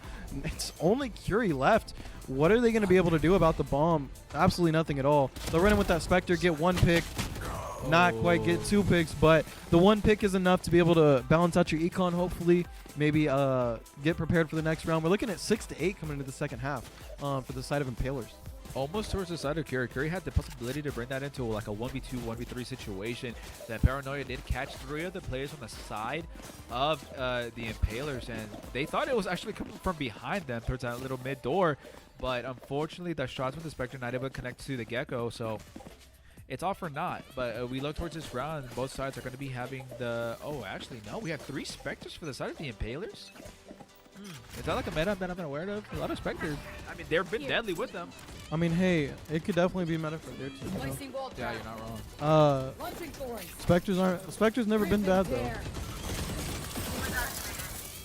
At the end of the day, we've got. Is that the Vi's ult? Yes. No. What is? Oh. Oh, okay, Oh. okay. I don't know why I thought that was her ult. I was like, what? Okay, good to know. Schrodinger and Fleming absolutely destroying right now. Curie getting taken out, but Oppenheimer trading one back immediately. Looking at a 4v2 scenario. Now Oppenheimer gets another one. We're looking at a 4v1. Now Fleming closes out that round so quickly. Goodness. We were just... Like, Jin was explaining the ability of Vise to me, and then I look up and the whole team's dead. Anyways, 7-8. SST is 1 round down right now. For the 3rd time today, I'm also shocked. Like you said, it like 1 second and the entire round was gone. Look, don't let me go back on my word. Hey, Panthers, come on, you guys got this. But again, the scientists are just figuring out how. I think this might be the most well-rounded match that we've had today. It looks like they're figuring out each other's tempo and working across that, but they might need to cook something in the compound. Both teams might need to just throw something randomly and see if that just takes them away from everything. Yeah, I like this beginning of the game, or this beginning of the round smoke. They've done it pretty much every round, and it's worked out for them anytime they've ever tried to go C. Anytime the other team has ever tried to go C. Wow, 1 pick, almost 2 picks immediately. EP gets 1 and gets traded out by Curie, and there goes Mysterious M as well. Flashed, ulted, stunned. Everything that could happen to you in this game just happened to that person, and that's unfortunate. But now SST has a 4v3 advantage in this current situation. They've got the bomb down and planted with the Gecko wingman, and right now we've got Vise, Clove, and Jet all up against the world right now. And I don't know. This is a scenario where it can really go either way with the way these 3 players have been playing, but Oppenheimer just shuts down that immediately. Two picks from Oppenheimer and 1 from Curie to just close out the round. 8-8 game. We're tied right now, folks. Like, this has been a crazy back and forth game where it's just been like 2-3 rounds, 2-3 rounds, 2-3 rounds to each single team. And it's just, I don't know. I'm impressed. You say I'm really impressed. Whittle we? Now we look to the side of SST. Oh, actually, it's 8-8. Damn. We're already here. Stop. Don't get me.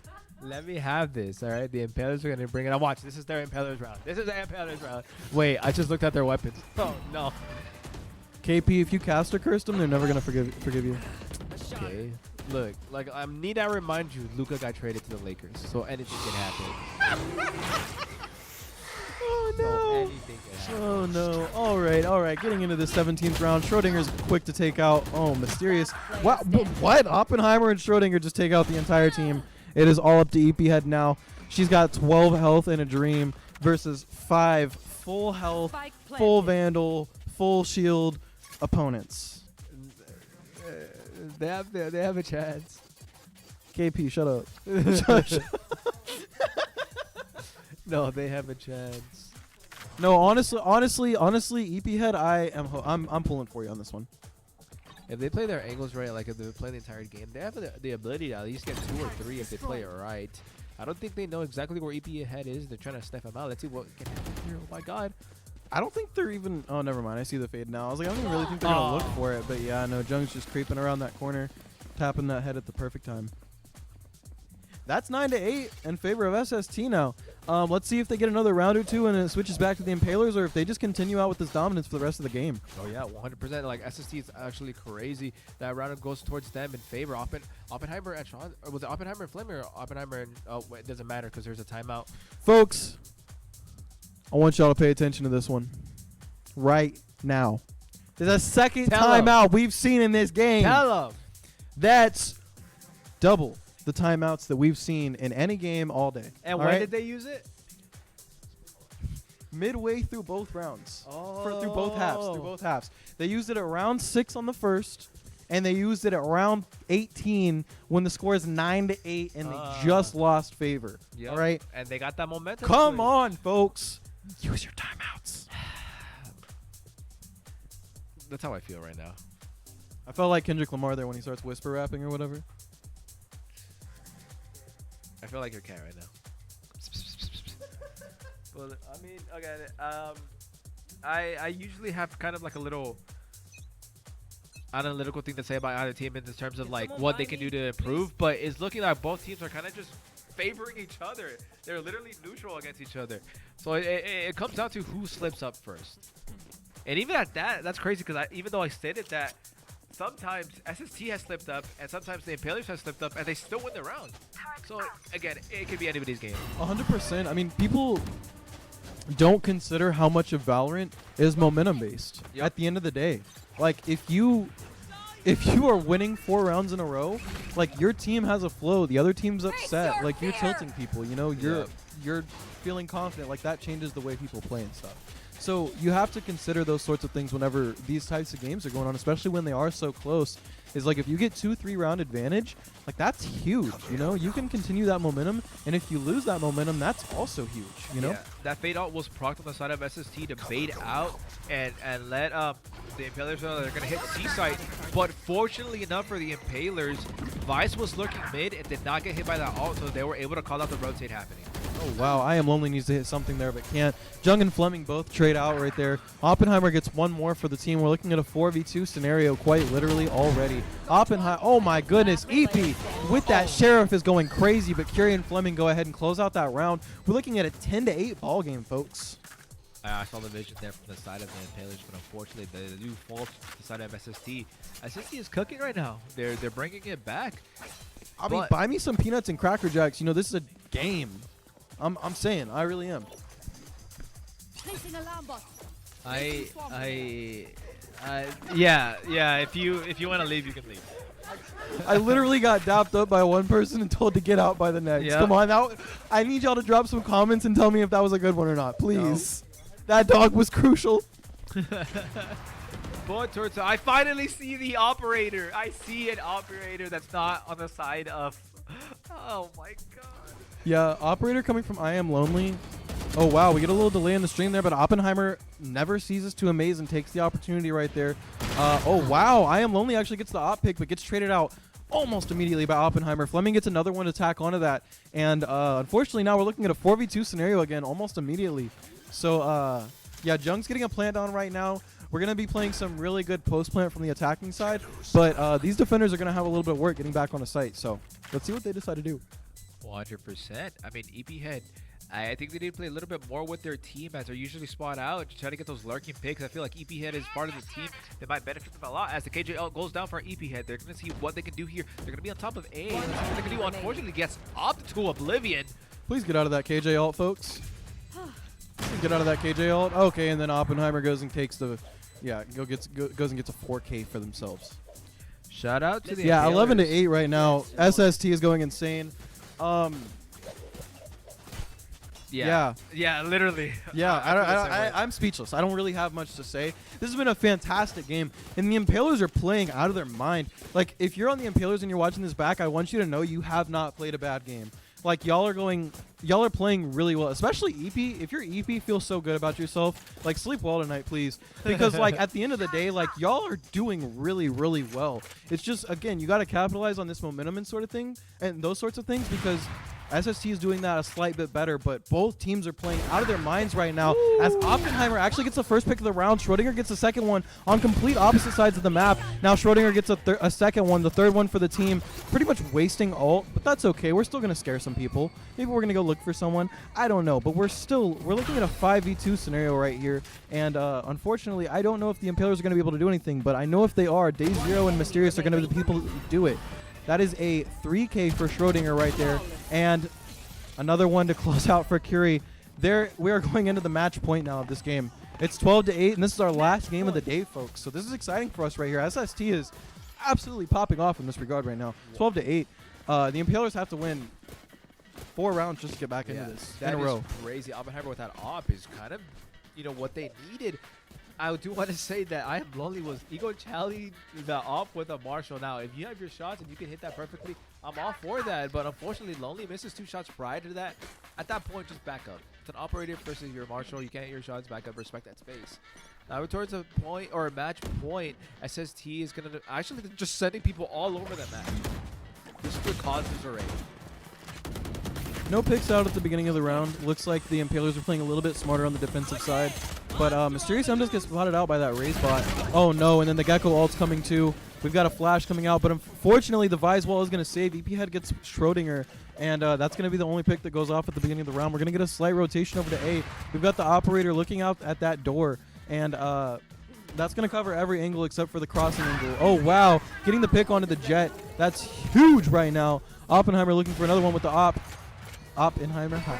But anyways, yeah, that's another one. And both of them were hiding behind that box, so let's see what they're able to do. Clove uses the ult to stay alive, so we've still got 4 people. But just don't peek right now. Just don't peek for like 3 seconds, and Clove is dead. Okay, never mind. You're just going to use another operator shot on her. Okay, you're just going to use another operator shot on her. Go off. One more operator, and that's the ace, folks. We're closing out the game with an ace. That's 13-8 for the game. God. Let's go. Oh, I'm Why? pumped. I'm pumped. I'm pumped. Why are you challenging the off? I'm pumped. That should be 5. 5. 5. So And there that's- was and it takes two. 5 kills to get an ace. Oh Yo, my and today is God. the. No, I'm kidding. No, it's like No. oh my God, and it's the 5th R20, folks.